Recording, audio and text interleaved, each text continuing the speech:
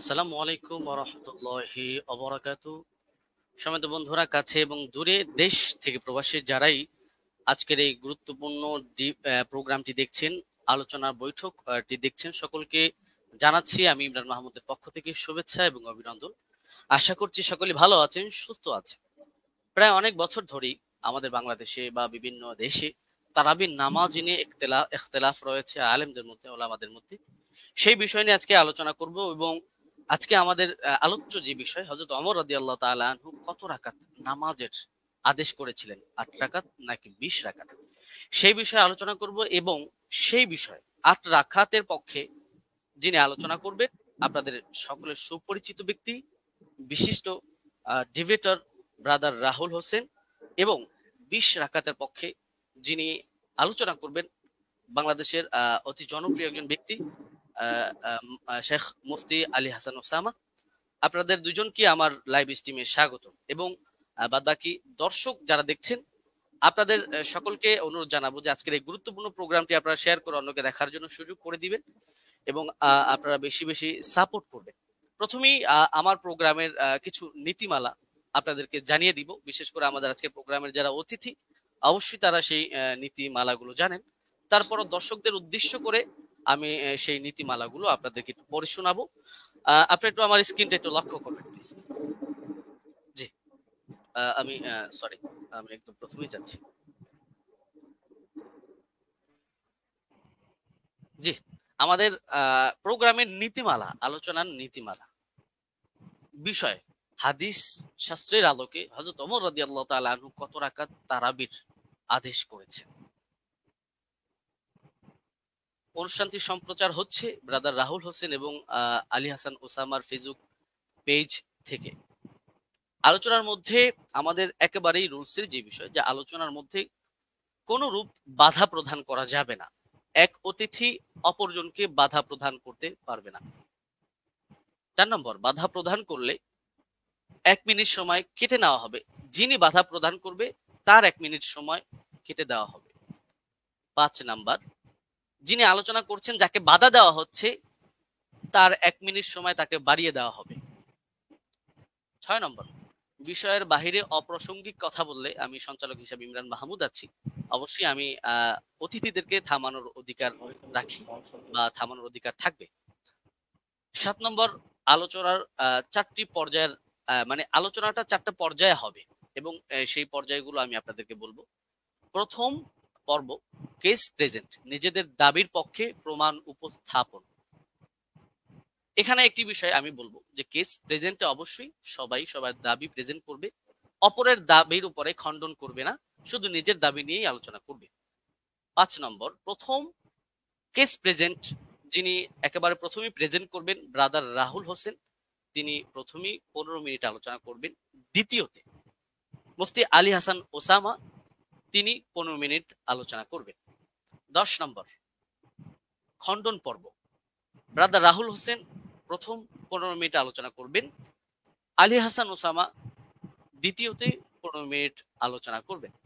11 নম্বর, খণ্ডন পর্ব, brother Rahul Hossain 15 minute আলোচনা করবেন, আলী হাসান ওসামা 15 মিনিট আলোচনা করবেন। এখানে আমি একটি বিষয় আপনাদেরকে জানিয়ে রাখার জন্য বলে রাখি যে 3টি যে পর্ব আমরা করেছি, এই পর্বে 3টা পর্বই 15 মিনিট করে আলোচনার সময় থাকছে। অনেক সময় দেখা যায় যে অতিথিরা আলোচনা করার ক্ষেত্রে তাদের দেখা যায় 15 মিনিটে তাদের দাবিগুলো উপস্থাপন শেষ হয় না। সেই কারণে আমি উপস্থাপক পরিচালনার কমিটির পক্ষ থেকে অতিথিদেরকে 2 মিনিট করে সময় দেওয়া হবে, যেহেতু এটা কোনো ডিবেট না, আলোচনার প্রোগ্রাম। সেক্ষেত্রে তারা চাইলে এই 2 মিনিট সময় ব্যবহার করতে পারবে, নচেত তারা 15 মিনিটই তাদের আলোচনা শেষ করবে। এবং একেবারে শেষ যে পর্বটা, উপসংহার পর্ব, ব্রাদার রাহুল হোসেন তিনি তিনার আলোচনা যেগুলো করেছেন সেগুলো রিভিউ 5 মিনিট আলোচনা করবেন, এবং আলী হাসান ওসামা তিনিও 5 মিনিট আলোচনা করবেন। বিশেষ দ্রষ্টব্য এই পর্বে তিনি তিনার আলোচনা যেগুলো করেছেন যে আলী হাসান ওসামা সাহেবের ডিভাইসটা প্লিজ। এই পর্বে উভয়ের পক্ষের বক্তা নতুন কোনো তথ্য ব্যবহার করতে পারবে না, যেহেতু এটা লাস্ট পর্ব। এখানে কেউ কাউকে খণ্ডন করার সুযোগ থাকছে না, সেই ক্ষেত্রে কেউ কারো নতুন তথ্য অ্যাড করতে পারবে না। আচ্ছা, 13 নম্বর, সভাপতি সাহেব মেবি সঞ্চালক সাহেব আমি আলোচ্য বিষয়ের উপর মন্তব্য ছাড়াই অনুষ্ঠানটি শেষ করে দিবেন। এটা আমাদের প্রোগ্রামের নীতিমালা ছিল, নীতিমালা। এবং আমাদের প্রোগ্রামের আরেকটি বিষয় হচ্ছে গুরুত্বপূর্ণ, যে আমরা যখন আলোচনা করব, প্রতিপক্ষ যেই থাকুক আমরা তাকে সম্মান সূচক শব্দ ব্যবহার করে আলোচনা করব। কোন রকমের অসম্মান সূচক শব্দ আমরা ব্যবহার করব না। শুধু প্রতিপক্ষ বক্তার ক্ষেত্রে নয়, প্রতিপক্ষের মুরব্বী ওলামায়ে কেরাম বা তার তিনি যাদেরকে অনুসরণ করেন তাদের যে কেউ হোক, কাউকে কটাক্ষ করে কোনো রকমের কথা বলা যাবে না। সুন্দর শব্দ দিয়ে তাদেরকে বলতে হবে। যদি কেউ অসুন্দর শব্দ ব্যবহার করে, যদি কেউ অবাঞ্ছনীয় শব্দ ব্যবহার করে, অবশ্যই সঞ্চালক হিসাবে আমি তাকে এই শব্দটা এক্সপান্স করাবো, উইথড্র করাবো। যাই হোক, আমি আমার আলোচনার শর্তগুলো, নীতিমালাগুলো আপনাদেরকে পড়ে শোনালাম। আমি আমার আলোচনার প্রোগ্রাম এখন স্টার্ট করছি, এবং স্টার্টের শুরুতেই কেস প্রেজেন্ট যিনি 8 রাকাতের পক্ষে স্টেট নিয়েছেন, ব্রাদার রাহুল হোসেন, আমি আপনার কাছে যাব এবং আমি আপনাকে দিয়ে শুরু করব, এবং আপনি আপনার আলোচনার জন্য সময় পাচ্ছেন 15 মিনিট। আপনি বললে আমি টাইমটা শুরু করে দিব। আচ্ছা, আমি স্লাইড শো করব। আমি একটা স্লাইড দেব আপনাকে, ওটাকে অ্যাপ্রুভ করতে হবে।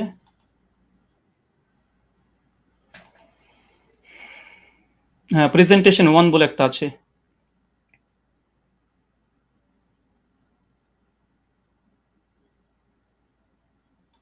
হ্যাঁ, স্লাইডটা কি ঠিক আছে আপনার? হ্যাঁ, এটাই। ওকে, ঠিক আছে। আপনি বললে আমি টাইমটা আপনাকে শুরু করব। হ্যাঁ, এখন 7 মিনিট 40-42 সেকেন্ড চলছে। আপনি চাইলে আচ্ছা, আপনি শুরু করতে পারেন। জি, জি। আসসালামু আলাইকুম ওয়া রাহমাতুল্লাহি ওয়া বারাকাতুহু। আলহামদুলিল্লাহি রাব্বিল আলামিন ওয়াস সালাতু ওয়াস সালামু আলা রাসূলিহিল আমিন ওয়া আলা আলিহি ওয়া সাহবিহি আজমাইন, আম্মা বাদ। সম্মানিত দর্শক মণ্ডলী এবং আজকের সঞ্চালক সাহেব এবং আমার প্রতিপক্ষ হিসেবে যিনি আজকে এসেছেন, ওস্তাদ আলী হোসেন ওসামা, এবং যারা ভিউয়ার্স এখন এই মুহূর্তে দেখছেন তাদেরকে প্রথমেই প্রাথমিক পর্যায়ে সকলকে ঈদের শুভেচ্ছা জানাই। আজকে আপনারা দেখেছেন যে বিষয় আজকে আমাদের গুরুত্বপূর্ণ বিতর্কিত বিষয়ের আলোচ্য বিষয়, ওমর রাদিয়াল্লাহু তাআলা আনহু তিনি কত রাকাত তারাবি আদেশ করেছেন, 8 নাকি 20? এই আলোচনাটি হবে সম্পূর্ণ হাদিস শাস্ত্রের আলোকে। এই আলোচনাটি কেন? এই আলোচনা করার মূল কারণ বা মৌলিক কারণ হচ্ছে এটাই যে আহলে হাদিসদের উপরে একটা অভিযোগ আছে, প্রায় অভিযোগ করে থাকে যে আহলে হাদিসরা ওমর ইবনুল খাত্তাব রাদিয়াল্লাহু তাআলাকে মানে না, খুলাফা রাশিদিনকে মানে না। কারণ হিসেবে তারা পেশ করে যে ওমর বিন খাত্তাব তিনি 20 রাকাত তারাবির আদেশ করেছেন, অথচ আহলে হাদিসরা 8 রাকাত পরে মসজিদ থেকে পালিয়ে যায়।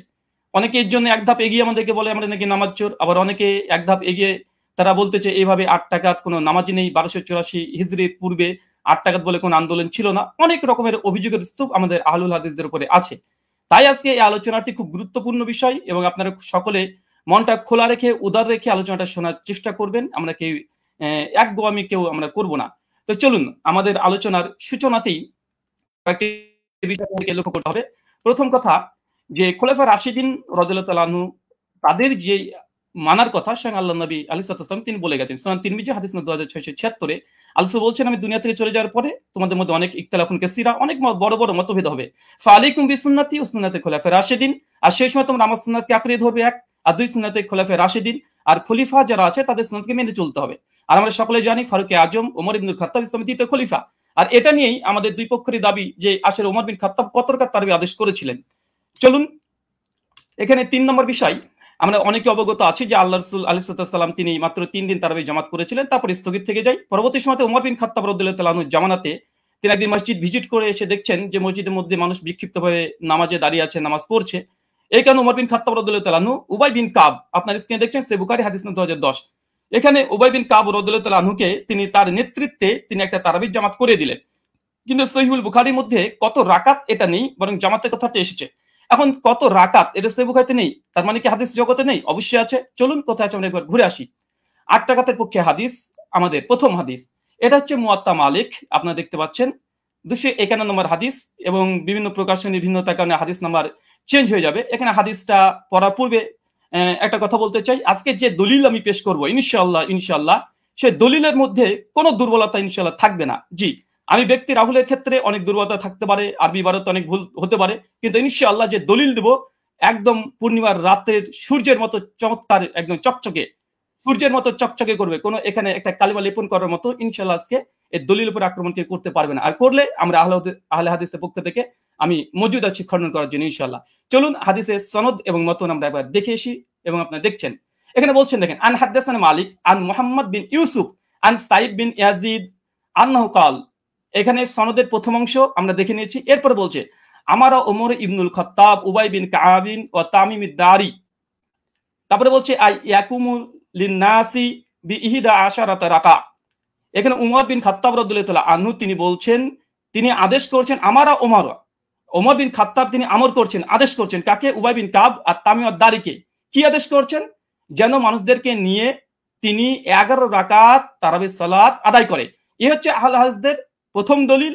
আর এই দলিল দিয়েই আজকে আমাদের যে কেস, যে আমরা আহলে হাদিসরা 8 রাকাত তারাবি জামাতে পড়ি, এটা ওমর বিন খাত্তাব রাদিয়াল্লাহু তাআলা আনহু আদেশ করেছেন। আদেশ স্পষ্ট মজুদ আছে আলহামদুলিল্লাহ। এবং কাকে আদেশ করেছে? উবাই বিন কাব তামিম দারিকে। এটা হচ্ছে আমাদের প্রথম দলিল, মুয়াত্তা মালিক 251 নম্বর হাদিস।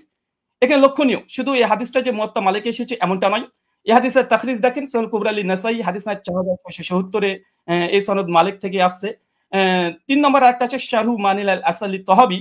ইমাম তহাবি হানাফি মাযহাবের বিশেষ করে তিনি বড় ফকি এবং মুহাদ্দিস। হাদিস নাম্বার 1741 তিনিও সনদ সহকারে ইমাম মালিক থেকে এর থেকে পেশ করেছে।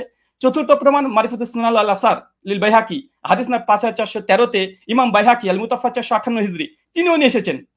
আচ্ছা, তারপরে 5 নম্বর শারহুস সুনান লিল বাগাবি, চতুর্থ খণ্ডে 120 নম্বর পৃষ্ঠায় ইমাম মালিকের সূত্রে এই হাদিসটাকে তিনি নিয়ে এসেছেন।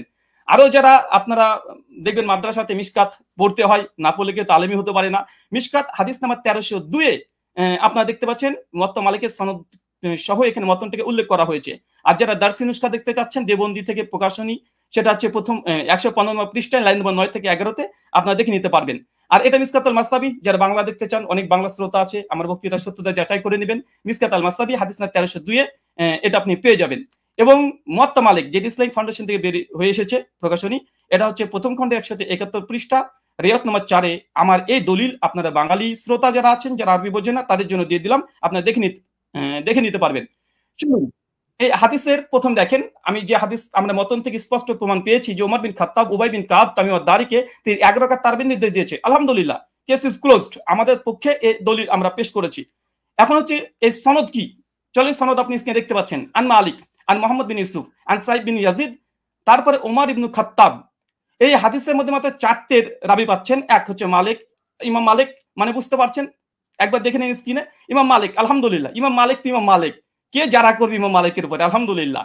2, তারপরে হচ্ছে মোহাম্মদ বিন ইউসুফ, ইনি একজন বিখ্যাত তাবেঈ। অনেক সাধারণ মানুষ তো মোহাম্মদ বিন ইউসুফকে না চিনতেও পারেন। তারপর 3 নম্বর রাবি আসছে কি? সাইদ বিন ইয়াজিদ, আলহামদুলিল্লাহ, তিনি একজন সাহাবী। চতুর্থ রাবি তিনি একজন সাহাবী, ওমর বিন খাত্তাব। আলহামদুলিল্লাহ, শুধু সাহাবী আর সাহাবী, আলহামদুলিল্লাহ, 2 জন সাহাবী আর 2 জন বড় ইমাম এই হাদিসটাকে রিওয়ায়াত করছে। চলেন আরেকটু দেখে নিই। আমরা শুধুমাত্র বুঝতে পারলাম এই দ্বিতীয় রাবি তাবেঈ যিনি মোহাম্মদ বিন ইউসুফ, ইনাকে আমরা সাধারণ মানুষরা চিনতে পারবো না। চলুন এই মোহাম্মদ বিন ইউসুফ ইনি কে, ইনাকে একবার দেখে আসি। চলেন, মোহাম্মদ বিন ইউসুফ আল মাদানী রাহিমাহুল্লাহ এমন একজন ব্যক্তিত্ব যা সহিহ বুখারীতে আলহামদুলিল্লাহ 105 খানা হাদিস মজুদ আছে। 105 খানা আপনার স্ক্রিনে লক্ষ্য করছেন, হাদিস নাম্বার দিয়ে সার্চ করলে আপনারা দেখতে পাবেন। চলেন এরপর সনদ আবার দেখছেন, আন মালিক আন মুহাম্মদ বিন ইউসুফ আন সাইদ বিন ইয়াজিদ আন, তারপর ওমর ইবনে খাত্তাব। এই যে সনদটা ভালোভাবে দেখেন, আন মালিক আন মুহাম্মদ বিন ইউসুফ আন সাইদ বিন ইয়াজিদ। আবার দেখেন আন মুহাম্মদ বিন ইউসুফ আন সাইদ বিন ইয়াজিদ। শুধুমাত্র মুহাম্মদ বিন ইউসুফ যে সহিহ বুখারীর রাবি এমনটা নয়, বরং সহিহ বুখারীর মধ্যে আলহামদুলিল্লাহ কমপক্ষে 4টে হাদিস সেম এই চেনটা এসেছে। দেখেন সহিহ বুখারী হাদিস না 1858, হাদিস না 2824, হাদিস না 4062, কমপক্ষে 4টে হাদিস আছে আন মুহাম্মদ বিন ইউসুফ আন সাইদ বিন ইয়াজিদ, একদম পাশাপাশি আছে। শুধু মুহাম্মদ বিন ইউসুফ যে শুধুমাত্র তিনি যে বুখারীর রাবি এমনটা নয়, বরং সেম চেন যেটা মুয়াত্তা মালিকের 8 টাকাতে পক্ষে দলিল পেশ করেছি, একই চেন আলহামদুলিল্লাহ সহিহ বুখারীর মধ্যে মজুদ আছে, কমপক্ষে 3টে, আরো সহিহ মুসলিম আপনারা চেক করলে পেয়ে যাবেন।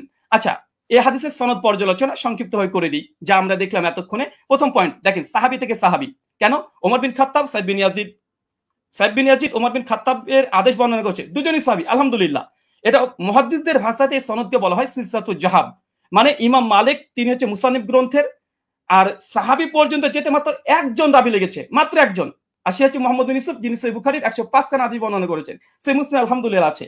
তৃতীয়, এই সনদের যতজন রাবী আছে সবগুলো মাদানী, আলহামদুলিল্লাহ। ইমাম মালিক মদিনার ইমাম, আলহামদুলিল্লাহ। মুহাম্মদ বিন ইউসুফ একজন বিখ্যাত তাবী, ইনিও মাদানী, আলহামদুলিল্লাহ। তাহলে দেখছেন এখানে 3টে, যে সাহাবী থেকে সাহাবী হাদিস বর্ণনা করছে, মাত্র একটা রাবী দিয়ে একদম সাহাবী ওমর বিন খাত্তাব পর্যন্ত পৌঁছে যাচ্ছে, আলহামদুলিল্লাহ। এটা যে সিলসিলাতুল জাহাব তথা গোল্ডেন চেন। এরপরে চলেন, আচ্ছা আমার স্লাইডে এক সেকেন্ড,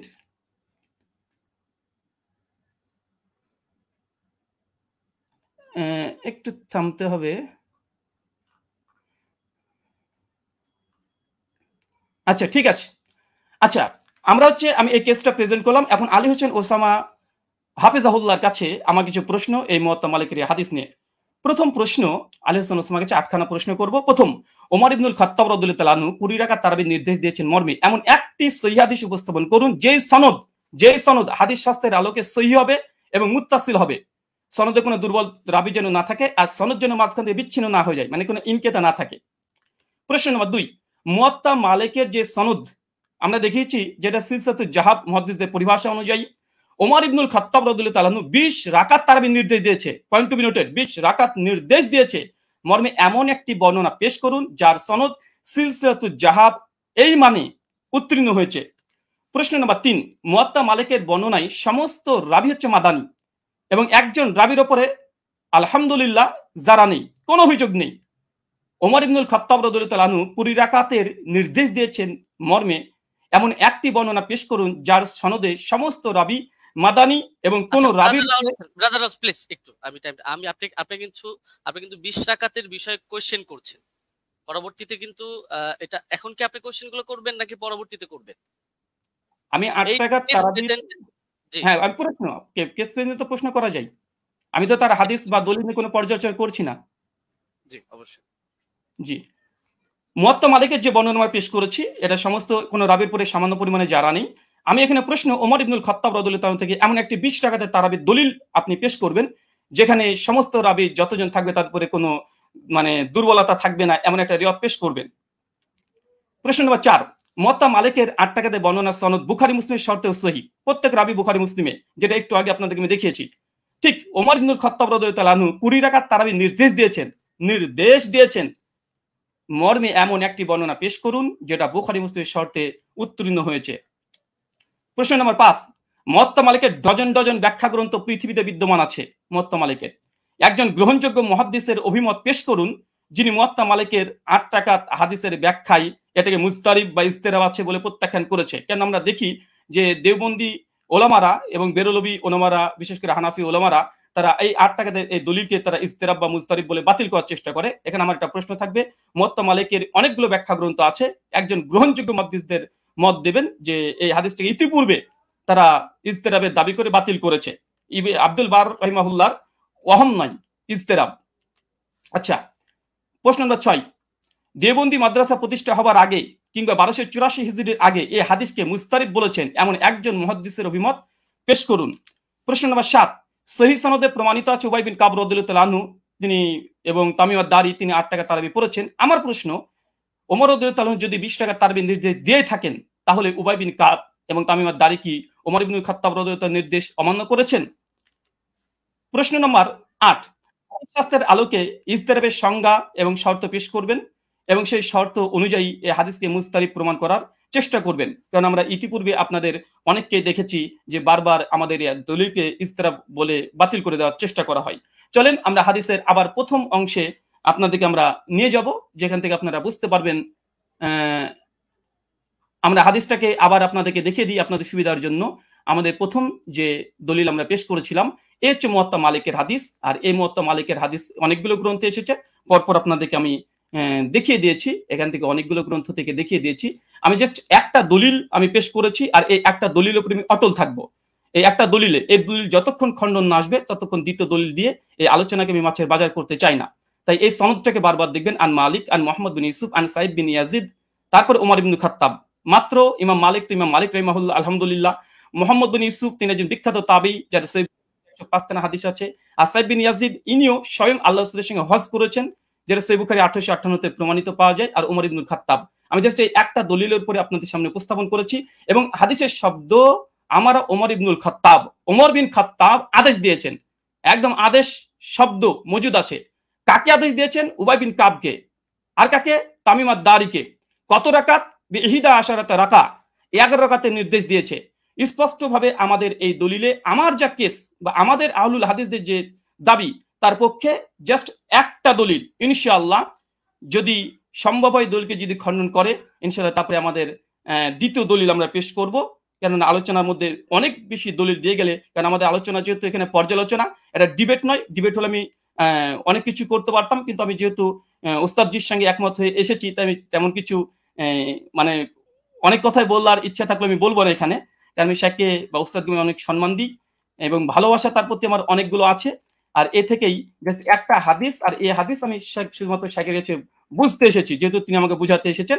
আর পর্যালোচনা যেহেতু এটা ডিবেট নয়, তার জন্য আমার এই একটা হাদিস, যে দাবির পক্ষে আমরা আহলুল হাদিসরা 8 টাকা তারাবি পড়ি, এবং এই হাদিসের মান আমাদের নিকটে সহি, এবং আমাদের কাছ থেকে 8খানা প্রশ্ন আমরা উপস্থাপন করেছি 20 টাকাতের পক্ষে। এই 20 টাকাতের যদি এই প্রশ্নের জবাব যদি দিয়ে দেয়, আলহামদুলিল্লাহ আমি লিখিতভাবে, শুধু একটু না, ঘোষণা দিয়ে আমি ঘোষণা করে দেব যে জাস্ট আমি যে কথা বলেছি আমি কথার থেকে ফিরে আসছি। 8 টাকার তারাবি ওমর বিন খাত্তাব আদেশ দেয়নি, মূলত 20 টাকা দিয়েছে। আমি প্রত্যাবর্তন করব, আমি স্ট্রিমে ঘোষণা করলাম। এখনো 3টে পর্ব আছে এবং আমি এরপরে অটল থাকবো। জি, শুকরিয়া, জাযাকাল্লাহ খায়রান, বারাকাল্লাহ ফিকুম, ওয়ামা আলাইনা ইল্লাল বালাগ। জি ব্রাদার রাহুল হোসেন, আপনি শেষ করেছেন। প্লিজ একটু ইয়াটা ঠিক হবে। হ্যাঁ, আপনি শেষ করেছেন এবং আপনি 1 মিনিট আগে শেষ করেছেন, চাইলে আপনি 2 মিনিট ব্যবহার করতে পারতেন। যাই হোক, আমি চলে যাব যিনি 20 রাকাতের পক্ষে দলিল পেশ করবেন, আমাদের পরিচিত ব্যক্তি শেখ মুফতি আলী হাসান ওসামা। আমি আপনার কাছে যাব এবং আপনি বললে আমি টাইমটা শুরু করে দিব। আপনার টাইমটা আপনি বলবেন। জি, এখন 22 মিনিট 45 সেকেন্ড চলছে। আপনি মিউট আছেন।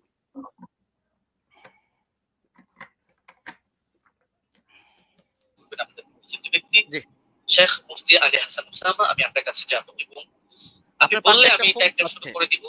আমার আওয়াজ শোনা যাচ্ছে? আপনার আওয়াজ শোনা যাচ্ছে? আপনার পাশে একটা ফোন চলছে, ফোনটা একটু অফ করুন। আপনি মিউট আছেন বা অন্য কোন ডিভাইস চলছে।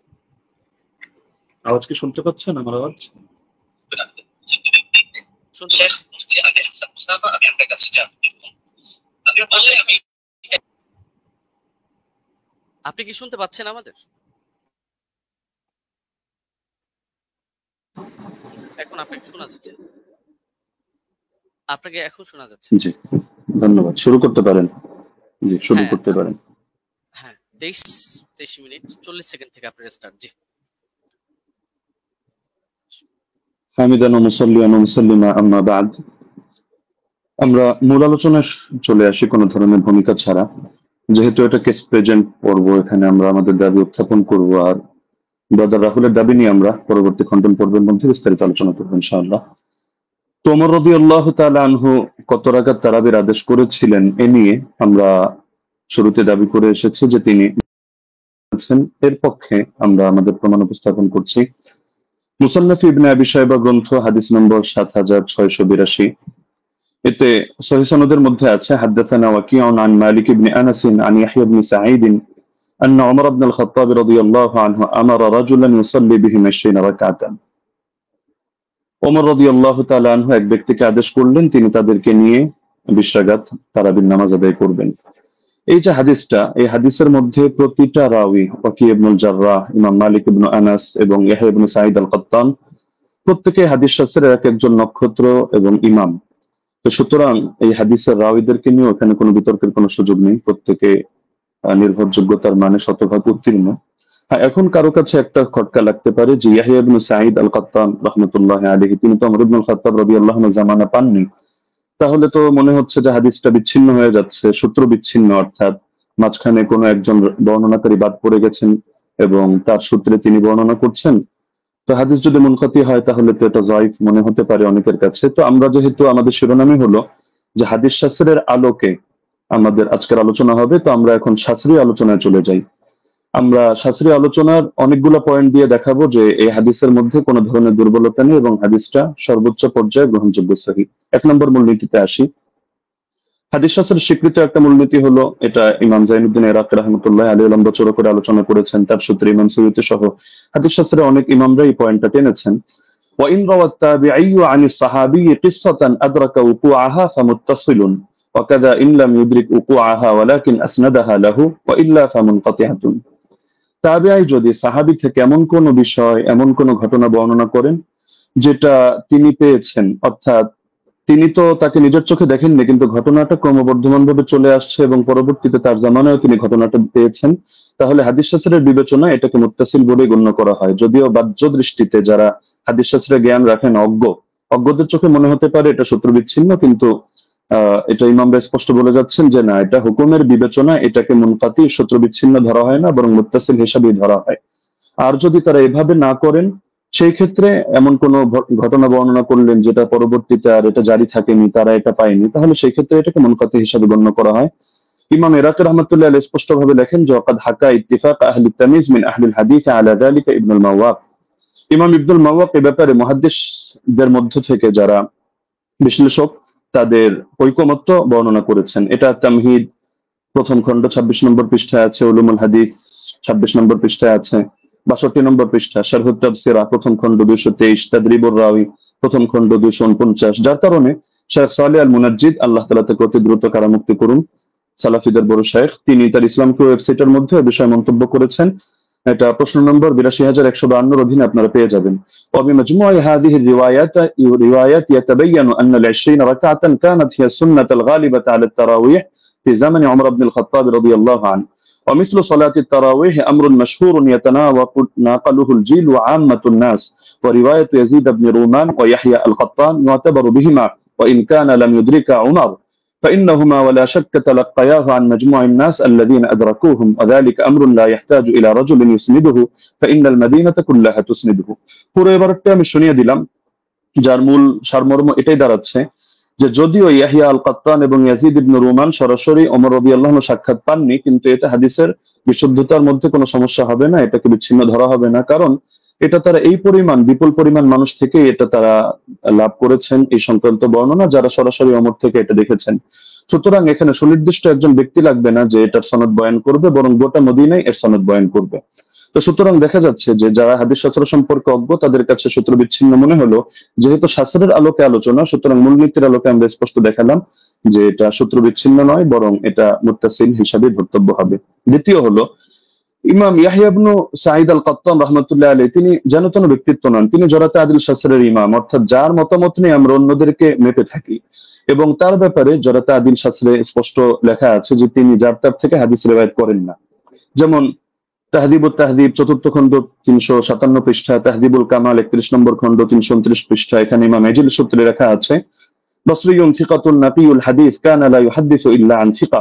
ইমাম ইয়াহইয়া ইবনে সাঈদ আল কাত্তান তিনি শুধু সিকা রাওয়ীদের থেকে হাদিস বয়ান করেন, যার তার থেকে বয়ান করেন না। একইভাবে আস-সিকাত কিতাব 7ম খণ্ড 611 পৃষ্ঠা, তাহদিবুত তাহদিব 4th খণ্ড 357 পৃষ্ঠা, ইকমালু তাহদিবুল কামাল 12 নম্বর খণ্ড 313 পৃষ্ঠা, তাহদিবুল কামাল 31 নম্বর খণ্ড 329 পৃষ্ঠা, এগুলোতে স্পষ্ট লেখা আছে যে ওয়া আমানা ফিল বাহসি আনিন নাকলি ওয়া তারাকা দুআফা। ইমাম ইয়াহইয়া ইবনে সাঈদ আল কাত্তান তিনি হাদিস শাস্ত্র বয়ান করার ক্ষেত্রে তিনি গভীরভাবে কাজটা করেন, তিনি যায়িফ রাওয়ীদেরকে পরিহার করেন। একইভাবে ইমাম আহমদ বিন হাম্বলের একাধিক মত আমরা বর্ণনা করতে পারবো এক্ষেত্রে, যেমন আল জারহ ওয়াত তা'দীল ইবনে আবি হাতিম প্রথম খণ্ড 232 পৃষ্ঠা, সেখানে ইমাম আহমদ বিন হাম্বল সূত্রে আছে, তিনি বলেছেন মা রাআইনা মিসলা ইয়াহইয়া ইবনে সাঈদ ফি হাদা শা'n ইয়ানি ফি মারিফাতিল হাদিস ওয়া রুওয়াতিহি ওয়া কানা সাহিব হাদা শা'n। আমরা ইয়াহইয়া ইবনে সাঈদের মতো ব্যক্তি এই শাস্ত্রে দেখিনি, অর্থাৎ হাদিস জানা এবং হাদিসের বর্ণনাকারীদের ব্যাপারে জানা, তিনি এই ব্যাপারে বিশেষ পাণ্ডিত্যের অধিকারী ছিলেন। এরকম আরো বহুত মতামত দেখানো সম্ভব, যেমন তিনি অন্যত্র এটাও আছে, তিনি বলেন আল-জারহ ওয়া তা'দীল ইবনে আবি হাতিম 232 পৃষ্ঠায় এই মন্তব্য আছে যে কানা ইয়াহইয়া আবসারাহুম বির-রিজাল ওয়া আনকাহুম হাদিসা। ইয়াহইয়া রিজাল সম্পর্কে সবচেয়ে বেশি সূক্ষ্মদর্শী এবং তিনি হাদিসগুলো খুব স্বচ্ছভাবে বর্ণনা করে থাকেন। তো সুতরাং তিনি যার তার থেকে হাদিস বর্ণনা করবেন না, এটা স্পষ্ট বিষয়। এবং এখানে তো যার তার থেকে করার প্রশ্নই আসছে না, কারণ এখানে যেহেতু গোটা মদিনাবাসী এই ব্যাপারে প্রত্যক্ষ সাক্ষী। 3 নম্বরে, যদি আমরা তর্কের খাতিরে এটাকে মুরসাল বলিও, তবু এই জাতীয় মুরসালরা সকলের মতে গ্রহণযোগ্য। যেমন হাফিজ ইবনুল কাইয়িম রাহিমাহুল্লাহর স্পষ্ট মন্তব্য আছে জাদুল মাআদ কিতাবে প্রথম খণ্ড 367 নম্বর পৃষ্ঠায়, ওয়াল মুরসাল ইযা ইত্তাসালা বিহি আমালুন ওয়া আদ্দাদাহু কিয়াসুন আও কাওলু সাহাবিয়্যিন আও কানা মুরসিলুহু মা'রুফান বিইখতিয়ারি আশ-শুয়ুখ ওয়া রাগবাতিহি আন আর-রিওয়ায়াতি عن الضعفاء والمتروكين ونحو ذلك مما يقتضي قوته عمل به। মুরসালের সঙ্গেও যদিও আমরা এটা মুরসাল বলছি না, তবে তর্কের খাতিরে যদি এটাকে মুরসাল ধরিও, সেই ক্ষেত্রে মন্তব্যটা উল্লেখ করছে যে মুরসালের সঙ্গে যদি আমল যুক্ত হয়, অর্থাৎ উম্মত এভাবে আমল করে, অথবা তিনি আরো পয়েন্ট আনলেন যে যদি এখানে মুরসালটা যার থেকে এসেছে, অর্থাৎ মুরসিল যিনি, তিনি যদি এ ব্যাপারে পরিচিত হন যে তিনি শায়খ খুব সুন্দরভাবে নির্বাচন করেন এবং বর্ণনা করার ক্ষেত্রে যায়ফ রাওয়ী, মাত্রুক রাওয়ীদেরকে তিনি পরিহার করে চলেন, তাহলে সেই ক্ষেত্রে মুরসালের আলোকে আমল করা হবে। এবং এটা ফুকাহায়ে কেরামের নিকট গ্রহণযোগ্য মূলনীতি। আল ইহকাম ফি উসুলিল আহকাম আমিদের কিতাবের মধ্যে স্পষ্ট আছে যে জাতীয় মুরসাল এটা ফাকাবিলাহু আবু হানিফা ওয়া মালিক ওয়া আহমদ ইবনে হাম্বল ফি আশহারি রিওয়ায়াতাইন আনহু। ইমাম আবু হানিফা গ্রহণ করেন, ইমাম মালিক গ্রহণ করেন, ইমাম আহমদ বিন হাম্বলের একটা প্রসিদ্ধ মত যেটা তার আলোকে দেখা যায় তিনিও গ্রহণ করেন। ঈসা ইবনে আবান রাহিমাহুল্লাহ তিনি একটু ভাগ করেন, তিনি শুধু فصل عيسى بن أبان فقبل مراسيل الصحابة والتابعين وتابعي التابعين ومن هو من أئمة النقل مطلقا دون من عدا هؤلاء। তিনি সাহাবীদের মুরসাল গ্রহণ করেন, তাবেঈদেরটা করেন, তাবেঈদেরটা করেন, এবং যারা হাদিস শাস্ত্রের ইমাম তাদেরটা করেন, অন্যদেরটা করেন না। এটা মেনে নিলেও সমস্যা নেই, কারণ ইমাম ইয়াহইয়া আল কাত্তান তিনি হাদিস শাস্ত্রের ইমাম, তিনি যে ক্যাটাগরি বর্ণনা করেছেন এই ক্যাটাগরির মধ্যে আছেন। আর ইমাম শাফির মত প্রসিদ্ধ, এটা আল ইহকাম কিতাবের মধ্যে আছে, একইভাবে নুজহাতুন নাজার ফি তাওদীহ নুখবাতিল ফিকার সেখানেও আছে। ইমাম শাফি রাহমাতুল্লাহ আলাইহির বক্তব্যের মধ্যে স্পষ্ট দেখা যাচ্ছে যে তিনি বলেছেন যে মুরসাল যদি সাহাবীর মুরসাল হয় তাহলে তো গ্রহণযোগ্য, আর যদি এমন মুরসাল হয় আও মুরসালান قد اسنده غير مرسله او ارسله راو اخر يروي عن غير شيوخ الاول او عضده قول صحابي او قول اكثر اهل العلم او ان يكون المرسل قد عرف من حاله انه لا يرسل عمن فيه علة من جهالة أو غيرها كمراسيل ابن المسيب فهو مقبول وإلا فلا، ووافقه على ذلك أكثر أصحابه والقاضي أبو بكر وجماعة من الفقهاء। ইমাম শাফি রাহিমাহুল্লাহর মন্তব্য হচ্ছে যদি সাহাবীর মুরসাল না হয় এমন মুরসাল হয় যে মুরসালের সঙ্গে কিছু বিষয় যুক্ত থাকে, যেমন তিনি একটা উদাহরণ দিয়েছেন, যদি অধিকাংশ আহলে ইলমের বক্তব্য এর পক্ষে সমর্থন যোগায়, অর্থাৎ তারাও এই মতে পোষণ করেন, অথবা মুরসিলের গুণ হলো তিনি যাত্রার থেকে ইরসাল করেন না, বরং তিনি এমন কারো থেকে ইরসাল করা থেকে নিজেকে বিরত রাখেন যার মধ্যে কোনো দোষ আছে, সে মাঝহুলি হোক, সে অন্য কোনো দোষে দোষী হোক, যেমন ইমাম সাঈদ ইবনে মুসাইয়্যিব রাহমাতুল্লাহ আলাইহি, এগুলো তিনি গ্রহণ করে নেন। এটা আল ইহকাম আমিদি কিতাবের মধ্যে আছে। একইভাবে ইমাম নাবাবী তার আল মাজমু শারহুল মুহাদ্দাবের 6 নম্বর খণ্ড 206 নম্বর পৃষ্ঠায় এটা বলেছেন, ইহতাজ্জু শাফিঈ বিল মুরসাল ইযা তাদাদা بأربعة أحد أربعة أمور إما حديث المسند وإما مرسل من طريق آخر وإما قول صحابي وإما قول أكثر العلماء। তো সময় যেহেতু কম আমরা সব রেফারেন্স টানছি না, আরো কয়েকটা কিতাবের হাওয়ালা দিয়ে দিচ্ছি। উসুলুল বাজদাউই 171 নম্বর পৃষ্ঠা, আল মানসুর লিজারকাশি শারহুল উমদা ইবনে তাইমিয়া তাহযীবুস সুনান আবি দাউদ ইত্যাদি কিতাবের মধ্যে এই ব্যাপারে আলোচনা আছে। এবার আসি আমরা যদি সালাফি শায়খদের মূলনীতিও মেনে নিই, যেমন শায়খ আলবানী রাহিমাহুল্লাহকে ক্ষেত্রে আমরা উদাহরণ হিসেবে রাখতে পারি। তো শায়খ আলবানী রাহিমাহুল্লাহ প্রসিদ্ধ কিতাব সিলসিলাতুল আহাদিস সহিহা, এটা তো সকলের নিকটে পরিচিত। এখান থেকে 1422 নম্বর বর্ণনাটা আমি খুলে দেখার অনুরোধ করব, সেখানে দেখতে পাবেন আপনারা খুললে যে তিনি যে হাদিসটা বর্ণনা করেছেন একটা মুরসাল হাদিস, কিন্তু তিনি এটার ব্যাপারে মন্তব্য করছেন যে হাযা ইসনাদুল হাসান, এটা একটা হাসান সনদ, তবে ইল্লা আন্নাহু মুনকাতিউন বাইনা সুলাইমান ওয়া ইবনে আমরিন, তবে এটা সূত্র বিচ্ছিন্ন, মুনকাতি কার মাঝে, রাওয়ী সুলাইমান এবং রাওয়ী ইবনে আমরের মাঝে এখানে ইনকিতা আছে, সূত্র বিচ্ছিন্নতা আছে, কোন একজন বাদ পড়ে গেছে। তবে এটার পক্ষে এই তিনি একটা মুরসাল রিওয়ায়াত করে এর পক্ষে একটা যায়ফ হাদিস এনেছেন, যায়ফ রিওয়ায়াত, সেটা এনে তিনি মন্তব্য করছেন যে লাকিন্নাল হাদিসা বিমাজমু'ত তারিকাইন হাসানুন, এই দুটো যায়ফ মিলে এটা হাসান হয়ে গিয়েছে, অর্থাৎ একটা মুরসাল আর একটা যায়ফ তো মুরসালের পক্ষে তিনি জয়ীফ হাদিস পেয়েও এটাকে হাসান হিসাবে সাব্যস্ত করে ফেলেছেন এবং শেষে মন্তব্য করেছেন ফামিসলুহু ইউস্তাশহাদু বিহি, এ ধরনের বর্ণনা দ্বারা এটা দলিল প্রদান করা যায়। ফাল হাদিসু বিহি সহিহুন ইনশাআল্লাহু তাআলা, এর দ্বারা হাদিসটা সহিহ হিসাবে সাব্যস্ত হবে ইনশাআল্লাহু তাআলা। তো শায়খ আলবানী রাহিমাহুল্লাহ এক্ষেত্রে যে কাজটা করলেন, আমরা তো এর চেয়ে আরো মজবুত কাজ করলেন। তিনি একেবারে একটা জয়ীফ হাদিস এনে মুনকাতি একটা রিওয়ায়াতকে তিনি হাসান সনদ সাব্যস্ত করে হাদিসটাকে দলিলযোগ্য এবং সহিহ সাব্যস্ত করে ফেললেন। তো এ ব্যাপারে তো আর কোনো কিছু বলার অপেক্ষা রাখে না। তারপর চতুর্থ বিষয় হলো, সব ধারার ইমামগণই মেনে নিয়েছেন যে ওমর রাদিয়াল্লাহু আনহু বিশ্বাগার তারাবির আদেশ করেছেন। যেমন আমরা উদাহরণ হিসেবে ইমাম শাফিঈকে আনতে পারি 1 নম্বরে কিতাবুল 1 নম্বর খন্ড 167 পৃষ্ঠা, মুখতাসারুল মুজানি 34 নম্বর পৃষ্ঠা। তিনি স্পষ্ট বলেছেন ওয়া আহাব্বু ইলাইয়া 20 লিআন্নাহু রুইয়া আন ওমর, আমার নিকট বেশি অধিক পছন্দনীয় কারণ এটা ওমর থেকে বর্ণিত হয়েছে। ইমাম তিরমিজি রাহমাতুল্লাহি আলাইহি সুনানে তিরমিজি হাদিস নম্বর 806 দ্বিতীয় খন্ড 158 নম্বর পৃষ্ঠা এখানেও আছে وأكثر أهل العلم على ما روي عن عمر وعلي وغيرهما من أصحاب النبي صلى الله عليه وسلم 20 ركعة। অধিকাংশ আহলে ইলম এই মতে পোষণ করেন যে তারাবি 20 রাকাত। কেন? কারণ এটা ওমর থেকে, আলী থেকে এবং নবীর অন্যান্য সাহাবীদের থেকে রাদিয়াল্লাহু আনহুম বর্ণিত হয়েছে। শেখ বিন বাজ রাহমাতুল্লাহি আলাইহি সালাফিদের গ্রহণযোগ্য ব্যক্তিত্ব, আমরা মহব্বত করি। তিনি বলেন মাজমুউল ফাতাওয়া 11 নম্বর খন্ড 322 নম্বর পৃষ্ঠা ওয়া সাবাতা আনহুম আন্নাহুম সাল্লু বিআমরিহি 23। তাদের থেকে প্রমাণিত রয়েছে যে তারা ওমরের আদেশে তারা 23 রাকাত নামাজ আদায় করেছেন। শেখ সালেহ আল মুনাজ্জিদ তিনি বলেন যা আল আমরু আন ওমর আব্দুল খাত্তাব রাদিয়াল্লাহু আনহু বিসালাতিল 20 রাকাতান, ওমর রাদিয়াল্লাহু আনহু থেকে 20 রাকাতের ব্যাপারে আদেশ এসেছে। তো সালাফি শায়খ হয়েও তারা বিষয়টা মেনে নিয়েছেন। তো এর পক্ষে আরো কিছু প্রাসঙ্গিক বর্ণনা আছে যেটা শেখ সালেহ আল মুনাজ্জিদ তার islamqo.com এর মধ্যে অন্যান্য বর্ণনাগুলো এর পক্ষে প্রমাণ হিসেবে নিয়ে এসেছেন। সাইদ বিন ইয়াজিদের বর্ণনা, অন্যান্য বর্ণনা, সেটা আমরা আপাতত টানছি না, সেটা পরবর্তী আলোচনার মধ্যে আমরা আনবো। হ্যাঁ, লাস্ট যে পয়েন্টটা আমি বলবো যে আমরা তো স্পষ্টভাবে দেখালাম যে এর সনদের মধ্যেও দুর্বলতা নেই, মতনের মধ্যেও দুর্বলতা নেই।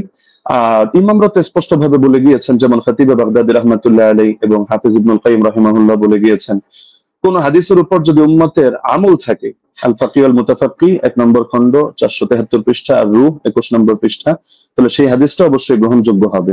এক্ষেত্রে আরো স্পষ্ট বক্তব্য আমরা ইমাম সুয়ুতিরটা উল্লেখ করি। তিনি তাদরিবুর রাওয়ী কিতাবের মধ্যে এনেছেন 34 নম্বর পৃষ্ঠা, ইহকামু লিল হাদিস বিসিহহা, হাদিসের ব্যাপারে সহিহ হওয়ার হুকুম দেওয়া হবে ইযা তালাক্কাহু আন-নাস বিল কবুল, যখন উম্মত সেটাকে কবুল করে নিবে এবং সেটা গ্রহণ করবে। ওয়া ইল্লাম ইয়াকুন লাহু ইসনাদুন সহিহ, এমনকি যদি তার সহিহ সনদ নাও থাকে তবুও হাদিসটা গ্রহণযোগ্য হবে। এমনকি হাফিজ ইবনে হাজার আসকালানী রাহমাতুল্লাহি আলাইহি আন-নুকাত আলা কিতাবি মুকদ্দিমাত ইবনে সালাহর মধ্যে স্পষ্ট এনেছেন। এটা আপনারা আন-নুকাত আলা কিতাব ইবনে সালাহর মধ্যে প্রথম খন্ড 494 495 পৃষ্ঠায় পাবেন যে মিন জুমলাতি সিফাতিল কবুল আল্লাতী লাম ইয়াতাআররাজ লাহা শাইখুনা ইয়াকসিদু জাইনাদ্দিন আল ইরাকি আন ইয়াত্তাফিক আল উলামা আলা আল আমাল বিমাদলুল হাদিস ফাইন্নাহু ইউকবালু হাত্তা ইয়াজিব আল আমালু বিহি ওয়া ক্বাদ সাররাহা বিযালিকা জামাআতুন মিন আইম্মাতিল উসুল। হাদিস গ্রহণযোগ্য হয় যে সমস্ত গুণের কারণে, এর অন্যতম একটা গুণ হলো যে আলেমরা এই হাদিসের বক্তব্যের আলোকে আমল করার ব্যাপারে একমত হয়ে যান। তো এরকম যদি হয় তাহলে সেই হাদিসটা অবশ্যই কবুল হয় এবং তার দ্বারা আমল করা আবশ্যক হয়ে যায়। এটা হাদিসের মূলনীতি সংক্রান্ত আলোচনা যারা করেছেন যে ইমামরা, তারা স্পষ্টভাবে এই ব্যাপারে বক্তব্য দিয়েছেন। তো এটা হাফিজ ইবনে হাজার আসকালানী রাহমাতুল্লাহি আলাইহি বক্তব্য। তো আলোচনা আরো দীর্ঘ করা যেত, বাকি সময় যেহেতু সংক্ষিপ্ত, আমরা যে পয়েন্টগুলো টানলাম, তো ব্রাদার রাহুলের মধ্যে থেকে কোনো একটা পয়েন্ট টেনে তিনি যদি দেখাতে পারেন যে না এই শাস্ত্রের এই মূলনীতিগুলো ভুল বা এর আলোকে এটা প্রমাণিত হয় না, তাহলে আমরা তার প্রতি কৃতজ্ঞ থাকবো যে হাদিস শাস্ত্রের নতুন আরেকটা জিনিস অ্যাড হলো। তো সুতরাং আমরা শাস্ত্রের আলোকে দেখিয়ে দিলাম যে না, ইমাম ওমর রাদিয়াল্লাহু তাআলা আনহু তিনি 20 রাকাত তারাবির আদেশ করেছেন। জাযাকুমুল্লাহু খাইরান। জি, আপনাকে অনেক অনেক ধন্যবাদ মুফতি আলী হাসান ওসামা, আপনি যথাসময় শেষ করেছেন।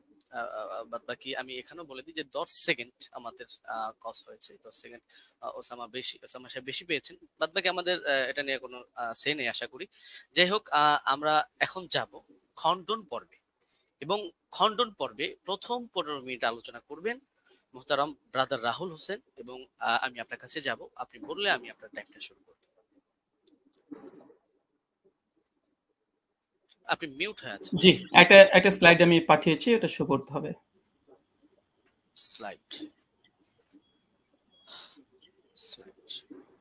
স্লাইড এটা কি একটু দেখবেন প্লিজ, এটা কি স্লাইড আপনার? জি জি জি জি জি জি জি এটাই। জি, আপনি বললে আমি টাইমটা স্টার্ট করব। ওকে, টাইম নাও স্টার্ট। জি 40 মিনিট। আলহামদুলিল্লাহ, সমস্ত ইনশাআল্লাহ সুবহানাহু ওয়া তাআলার জন্য আমাদের প্রথম পর্ব শেষ হয়েছে। তো মূল বিষয় হচ্ছে এতক্ষণ আপনারা দেখলেন যে আমাদের উস্তাদজি তিনি তার প্রেজেন্টেশনে 20 টাকার তারাবির পক্ষে তিনি দলিল উপস্থাপন করেছেন। তবে আমি হতাশ হয়েছি। হতাশ এই জন্য হয়েছি যে 8 টাকাতের পক্ষে আমরা যে হাদিসটা পেশ করেছি মুয়াত্তা মালিক থেকে মাত্র 4টে সনদে, সনদের মধ্যে না কোনো দুর্বলতা আছে, না সনদের মধ্যে কোনো রাবির উপরে আপত্তি আছে, না সনদের মধ্যে কোনো ইনকেতা সূত্র বিচ্ছিন্ন হয়েছে। এবং আমি ওস্তাদজিকে আমার 8টা প্রশ্নের মধ্যে 5 নম্বর প্রশ্ন ছিল এইটা যে এমন একটি দলিল পেশ করবেন যেখানে সূত্র কোনো ছিন্ন হয়নি, বিচ্ছিন্ন হয়নি, ইনকেতা নেই, সনের মধ্যে কোনো মুনকাতি কোনো সনদ পেশ করবেন না। দুর্ভাগ্যজনক হলে সত্য কথা, আজকে তিনি প্রথম যে দলিলটা পেশ করেছেন তিনি একটা মুনকাতি একটা দলিল পেশ করেছেন, সূত্র বিচ্ছিন্ন একটা দলিল পেশ করেছেন। এবং এখানে ইয়াহিয়া সাইদ আল কাত্তান থেকে যে রাত পেশ করেছে মুসান্নাফ ইবনে আবি শাইবা থেকে আপনারা দেখেছেন। তো এখানে মুসান্নাফ ইবনে আবি শাইবাতে ইয়াহিয়া সাইদ আল কাত্তান তিনি দাবি করছেন বা বলছেন ইবনে ইয়াজিদ থেকে যে ওমর রাদিয়াল্লাহু তাআলা জামানায় 20 টাকা তারাবির আদেশ দিয়েছে। আমার প্রশ্ন আবারও 9 নম্বর প্রশ্ন একটা যোগ হয়ে গেল, কাকে আদেশ করেছে, কাকে নাম বলতে হবে। মুয়াত্তা মালিকের রিওয়ায়াতে পরিষ্কারভাবে আছে কাকে আদেশ করেছিলেন। 8 টাকাতের পক্ষে ওমর বিন খাত্তাব, সেটা হচ্ছে উবাই বিন কাব আর তামিম আদ-দারিকে। উস্তাদজি যে 20 রাকাতের আদেশের ওমর বিন খাত্তাব থেকে নিয়ে এসেছে, প্রথমটা সনদটা ইনকেতা আছে, সূত্র বিচ্ছিন্ন। ওমর বিন খাত্তাবের রাদিয়াল্লাহু তাআলা জামানা পর্যন্ত ইয়াহিয়া সাইদ আল কাত্তান তিনি পান নাই। আর দ্বিতীয়ত এই হাদিসের মধ্যে আমার দ্বিতীয় একটা প্রথম আর একটা প্রশ্ন যুক্ত হয়ে যায় যে এখানে কাকে নির্দেশ দিয়েছে, কোন সাহাবীকে, সাহাবীর নাম বলতে হবে। এই পয়েন্টটাকে নোট করে আমি রিবাটল সেশনে উস্তাদজির কাছে জবাব আমি আশা করছি। আমি অবাক হয়েছি, দ্বিতীয় অবাক হচ্ছে এটা যে আমার উস্তাদজি তিনি হাদিসটা মুরসাল হকে অস্বীকার করলেন এবং তিনি সঙ্গে সঙ্গে কথা বললেন যারা মুরসাল বলে তারা নাকি জ্ঞান পাপী বা জ্ঞান অল্প স্বল্প বুদ্ধি যারা আছে তারাই নাকি এই হাদিসটাকে ইনকেতা বলে। চলেন এই হাদিসের প্রথমত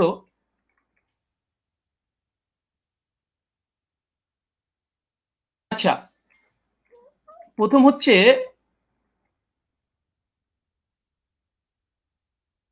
যে দলিলটা পেশ করেছেন মুনকাতি হাদিস, এই হাদিস নাকি মুরসাল তিনি অস্বীকার করেছেন, ইনকারের সনদ বিচ্ছিন্ন। অথচ আমরা দেখছি দেখেন এটা হচ্ছে আসরুস সুনান, আল্লামা নিমবি হানাফি তার একটি কিতাব, তার আসরুস সুনানের 779 নম্বর হাদিসে দেখেন ইয়াহিয়া সাইদ থেকে ওই রিওয়ায়াতটা এসেছে যেটা উস্তাদ জি মুসান্নাফ ইবনে আবি শাইবা থেকে পড়েছেন। হাদিসটা নিয়ে আসার পরে বলছে ও ইসনাদহু মুরসাল, তিনি পরিষ্কার দাবি করছেন যে এই সনদ হচ্ছে ইনকেতা ঘটেছে, সনদের মধ্যে বিচ্ছিন্ন ঘটেছে। ইয়াহিয়া সাইদ আল কাত্তান রাহিমাহুল্লাহ তিনি ওমর বিন খাত্তাবের জামানা পাই নাই, আর তিনি এটাকে পুরোটাকে অস্বীকার করে দিলেন। আমি এটা খুব আশ্চর্য হয়েছি। তারপরে যদিও তিনি এখানে কবিন শব্দটা লিখে দিয়েছেন যে যদিও মুরসাল সূত্র বিচ্ছিন্ন তবে নাকি শক্তিশালী। আর একটা প্রশ্ন যুক্ত হয়ে গেল, উস্তাদজিকে বলবো হাদিস সহিহ হওয়ার জন্য কয়টা শর্ত, কয়টা শর্ত। সমস্ত মুসলিম উম্মার ইজমা আছে হাদিস সহিহ হওয়ার জন্য 5টা শর্ত, এবং প্রথম যে শর্ত সেটা হচ্ছে সনদ মানে একদম মুত্তাসিল হতে হবে, সনদের মধ্যে কোনো যেন বিচ্ছিন্নতা না ঘটে, কোনো ইনকেতা না ঘটে, সূত্র যেন বিচ্ছিন্ন না হয়। এর যে হাদিস সহিহ হওয়ার জন্য এটা হচ্ছে ইজমাই শর্ত। সে হানাফি বলেন, আহলে হাদিস, শাফি, মালিকি যেই বলেন সমস্ত উম্মত একমত হাদিস 5টা শর্তে সহিহ হয়। প্রথম শর্ত হচ্ছে ইত্তেসাল হতে হবে, মুত্তাসিল হতে হবে, সনদ যেন একদম কোনো মাঝখান থেকে চেঞ্জ যেন ব্রেক না করে। অবাক হলাম তিনি এই হাদিস একটা মুরসাল হাদিস তিনি নিজে প্রথমে স্বীকার করে নিয়েছেন কয়েকবার, আবারও স্বীকার করতেও যাচ্ছেন না। অথচ এখানে আসরুস সুনানে আল্লামা নিমবি হানাফি রাহিমাহুল্লাহ তিনি পরিষ্কার দাবি করে নিয়েছেন এই হাদিসের মধ্যে ইনকেতা ঘটেছে, এটা মুরসাল হাদিস, সূত্র বিচ্ছিন্ন হাদিস, তবে কওয়িন, তবে সনদের যে রাবিগুলো আছে এরা শক্তিশালী। হাদিস সহিহ হওয়ার জন্য যেহেতু রিজাল শাস্ত্রের আলোকে এবং হাদিস শাস্ত্রের আলোকে আমাদের দলিল উপস্থাপন করতে হবে। তো হাদিস সহিহ হওয়ার জন্য ওস্তাদ দেখেছি আমার জানার জন্য প্রশ্ন, বিনয়ের সঙ্গে প্রশ্ন, মানে মুত্তাসিল হওয়া এটা শর্ত কি, শর্ত একটু জানাবেন 5টা শর্তের মধ্যে। আর এই সনদের মধ্যে যে মুত্তাসিল, এই সনদের মধ্যে বিচ্ছিন্নতা ঘটেনি এটা প্রমাণ পেশ করবেন। চলুন এই দেখেন ইয়াহিয়া সাইদ আল আনসারীর এই বর্ণনাকে বাংলাদেশের জগৎ বিখ্যাত আমাদের আলী হোসেন ওসামা জিরো উস্তাদ জি হবে আমার জানা মতে, না হলেও রুহানি উস্তাদ হবে। দলিল ও নামাজের মাসাল এই বইটা মোটামুটি 4 জন আলেম মিলে লিখেছে, এক মৌলানা তামিদুল মাওলা, আব্দুল মালিক সাহেব, আব্দুল মতিন সাহেব এবং আবু আকাস মৌলানা, 4 জন মিলে বইটাকে রচনা করেছে। এই তারাবির মাসালাতে 410 নম্বর এবং 411 নম্বর পৃষ্ঠাতে এই দলিলটা নিয়ে এসেছে। নিয়ে আসার পরে এই দলিলটাকে সামনে রেখে তিনি বলছেন যে মুসানাফের এই দলিলটা, এই বর্ণনাটির সনদ সহি, তবে ইয়াহিয়া সাইদ যেহেতু হযরত ওমরের যুগ পাননি, আবার কার কাছ থেকে শুনেছেন তাও বলেনি, এই কারণে এটিকে মুনকাতি সূত্র বিচ্ছিন্ন বলা হয়। তার মানে আমাদের 4 জন সহ লেখা দলিল সহ নামাজের মাসাল এ বইটা, মানে আমরা 5 জনের মত পেয়ে গেলাম মোটামুটি, যে হানাফি ভাইদের এবং দেওবন্দীদের ঘটনারই এই সনদকে মুনকাতি সূত্র বিচ্ছিন্নটা স্বীকার করে নিয়েছে। যদি এরা যদি মূর্খ হয়, আল্লাহু আলম বিসব, হতে পারে, আমি এখানে কোনো কমেন্ট করব না। তারপরে তিনি ওসামা ওস্তাদজি তিনি যে কথাগুলো বলেছেন, টেনে হিসড়ে হাদিসটাকে আবার মানে হাসান করার চেষ্টা করছে। তো মূল কথা, সনদের মধ্যে বিচ্ছিন্নতা ঘটেছে এবং হাদিসটার মধ্যে ইনকেতা ঘটেছে। আর বারবার ওস্তাদজি বলছে হাদিসটা মুরসাল। আসলে হাদিসটা মুরসাল না, মুনকাতে। কারণ এই হাদিসটা মুরসাল হলে নবীর দিকে নিসবত হতো, যখন নবীর দিকে নিসবত না, এটা ওমরের দিকে নিসবত হয়েছে, যে ওমর আদেশ করেছে। তা হাদিসটা মুরসাল নাই, বরং এখানে ইনকেতা বলাটাই বেশি যৌক্তিক, মুনকাতি এই হাদিস। তার জন্য এখানে আরেকটা পয়েন্ট দেখে নিন। মুনকাতে হাদিসের ব্যাপারে ওস্তাদজি অনেকগুলোই দলিল উপস্থাপন করলেন এবং বিভিন্ন আলেমদের ফতোয়া তিনি নকল করে বোঝানোর চেষ্টা করছিলেন বারবার, যে দেখেন মুনকাতে হাদিসকে অনেকে হাদিসে বা মুরসাল হাদিসকে অনেকেই সহিহ বলার চেষ্টা করছে, এমনকি শেখ আলবানিও বলার চেষ্টা করেছে, তিনি দলিল উপস্থাপন করেছেন। দেখেন, এটা তাইসুল মুস্তাহুল হাদিস, এটা হানাফি আলেম সকলেই মানে, এটা বাংলাদেশ থেকে কওমি ঘরানার তারাই ছাপিয়েছে বইটা, রকমারিতে অ্যাভেলেবেল পেয়ে যাবেন। এখানে দেখেন মুনকাতে হাদিসের উদাহরণ একটা দেওয়ার পরে বলছে মুনকাতে হাদিসের হুকুম কি, বলছে উলামায়ে কেরাম এ বিষয়ে একমত, মানে ইজমা দাবি করছে। বিলুপ্ত রাবি অবস্থা অজ্ঞতা থাকার কারণে মুনকাতে হাদিস জয়ীফ হিসেবে গণ্য। এখানে একটা সংক্ষিপ্ত সাধারণ শ্রোতার জন্য বলি যে ইয়াহিয়া সাইদ আল কাত্তান তার ওমর বিন খাত্তাবের জামানায় পায়নি। ওমর বিন খাত্তাবের মৃত্যুর প্রায় 40 থেকে 50 বছর পর এই রাবি জন্মগ্রহণ করেছে। ওমর বিন খাত্তাব জামানায় পায়নি। তিনি কিভাবে বলে দিলেন যে ওমরের জামানাতে অমুক ব্যক্তি, আবার নাম উল্লেখ নেই যে কাকে নির্দেশ দিয়েছে, নাম উল্লেখ নেই হাদিসে, যে 20 টাকাতের আদেশ করেছে। এখন যদি কেউ দাবি করে যে পাকিস্তানি আমলে ব্রিটিশদের সঙ্গে অমুক ব্যক্তি এবিসি ও দালালি করেছে, আজকের যুগের কোনো মানুষ যদি দাবি করে দেয়, হয়তো তার যুগও আমি পাইনি, পাকিস্তানি আমল আমি পাইনি, যে দাবি করে দেয়, এ দাবিটা কেমন যৌক্তিক হতে পারে? ঠিক এই হাদিসের সঙ্গে সেটাই ঘটেছে। যিনি বর্ণনা করছেন ওনার সঙ্গে ওমর বিন খাত্তাবের জামানায় তিনি পাননি। ওমর বিন খাত্তাবের মৃত্যুর প্রায় 40 থেকে 50 বছর পর এই ব্যক্তি জন্মগ্রহণ করা হচ্ছে। আর মুনকাতে হাদিসের, এটা মুস্তালাহুল হাদিসের স্পষ্ট দলিল এখানে বিদ্যমান যে মুনকাতে হাদিস এটা জয়ীফ হয়। আচ্ছা, এরপর একটা দেখেন মুরসাল হাদিস বিষয়েও এই মুস্তালাহুল হাদিসের মধ্যে আসছে পরিষ্কারভাবে। কি বলছে দেখেন, উসুলবিদের দৃষ্টিতে মুরসাল এর অর্থ ব্যাপক। তাদের নিকটে প্রতিটি মুনকাতি রিওয়ায়াত মুরসাল, মানে এটা ইস্তাহালি হিসাবে অনেকেই মুনকাতিকে মুরসাল ব্যবহার করে ইস্তাহাল হিসাবে, কিন্তু হুকুম হিসাবে নয়। এরপর বলছে দেখেন, সনদের যে কোনো স্তর থেকে রাবি বাদ পড়ুক না কেন, খতিব বাগদাদির অভিমত হচ্ছে এইটা। এরপরে হুকুম বলছে, কি বলছে দেখেন, যে প্রকৃতপক্ষে মুরসাল হাদিসের জয়ীফ। যদি উস্তাদজি এটা অস্বীকার করতেন না, এটা মুনকাতে হাদিস না, এটা মুরসাল হাদিস, যদি অস্বীকার করে দিয়েছিলেন, তাদের ঘর থেকে দেখা হচ্ছে হাদিসটা তারা মুনকাতে স্বীকার করে নিয়েছে। দৈশ নামাজের মাসালাতে মুনকাতে স্বীকার করেছে, আর আসারুস সুন্নাতে নিমবি তিনি মুরসাল স্বীকার করে নিয়েছেন। আচ্ছা, তারপরেও যদি ওসমান সাহেব বারবার এটাকে মুরসাল এটা অস্বীকার করেও এটা নিয়েই বারবার আলোচনা করে মুরসাল হাদিসের ব্যাপারে হুকুম কি দিচ্ছে দেখেন, যে প্রকৃতপক্ষে মুরসাল হাদিসের জয়ীফ এবং বর্জনীয়, পরিষ্কার। আচ্ছা চলেন, এটা সহিহ মুসলিম মুকদ্দমা উঠে দেখবেন, এটা ইসলামিক সেন্টার থেকে ছাপানো, আরবিটাও আপনারা ভালোভাবে পড়তে পারবেন। এবং এখানে ইমাম মুসলিম রাহিমাহুল্লাহ তিনি পরিষ্কার মুরসাল হাদিসের একটা বাব কায়েম করেছে। বাব কায়েম করার পরে ইমাম মুসলিম সহিহ মুসলিম রচনার পূর্বে মুকদ্দমা শুধু উসুল হাদিস দিয়ে তিনি একদম পালাতে রেখেছেন। তার মধ্যে মুরসাল আলোচনা করতে গিয়ে তিনি বলছেন যে মুরসাল রিওয়ায়াত হাদিস সময়ের ব্যাপারে আমাদের মুহাদ্দিসদের, মানে মুহাদ্দিসগণের কেরামের অভিমত হচ্ছে মুরসাল হাদিস হুজ্জাত দলিল হিসেবে পরিগণিত হবে না। মানে কোন হাদিসের সনদের মধ্যে যদি বিচ্ছিন্ন ঘটে, যেটা আমাদের উস্তাদ যে আজকে দলিল পেশ করেছে, তাহলে সেটা কোনোভাবে হিসেবে গ্রহণযোগ্য নয়। সর্বশেষে বলছে ফলে তা মুরসাল হওয়ার সম্ভাবনায় আমাদের নিকটে হুজ্জত বা দলিল হিসেবে পরিগণিত হবে না। এবং ইমাম মুসলিম রাহিমাহুল্লাহ তিনি বলছেন মুরসাল হাদিস হোক, সনদ যদি বিচ্ছিন্ন ঘটে যায়, এই হাদিস সহিহ নয়, এটা বর্জনীয়, এটা যায়িফ, এটা মারদুদ। এবং হাদিস সহিহ অর্জনের যে 5টা শর্ত, ইজমা আছে, এরপরে ইজমা দাবি করলাম, ইজমা আছে। প্রথম শর্ত হচ্ছে যে মুত্তাসিল হতে হবে।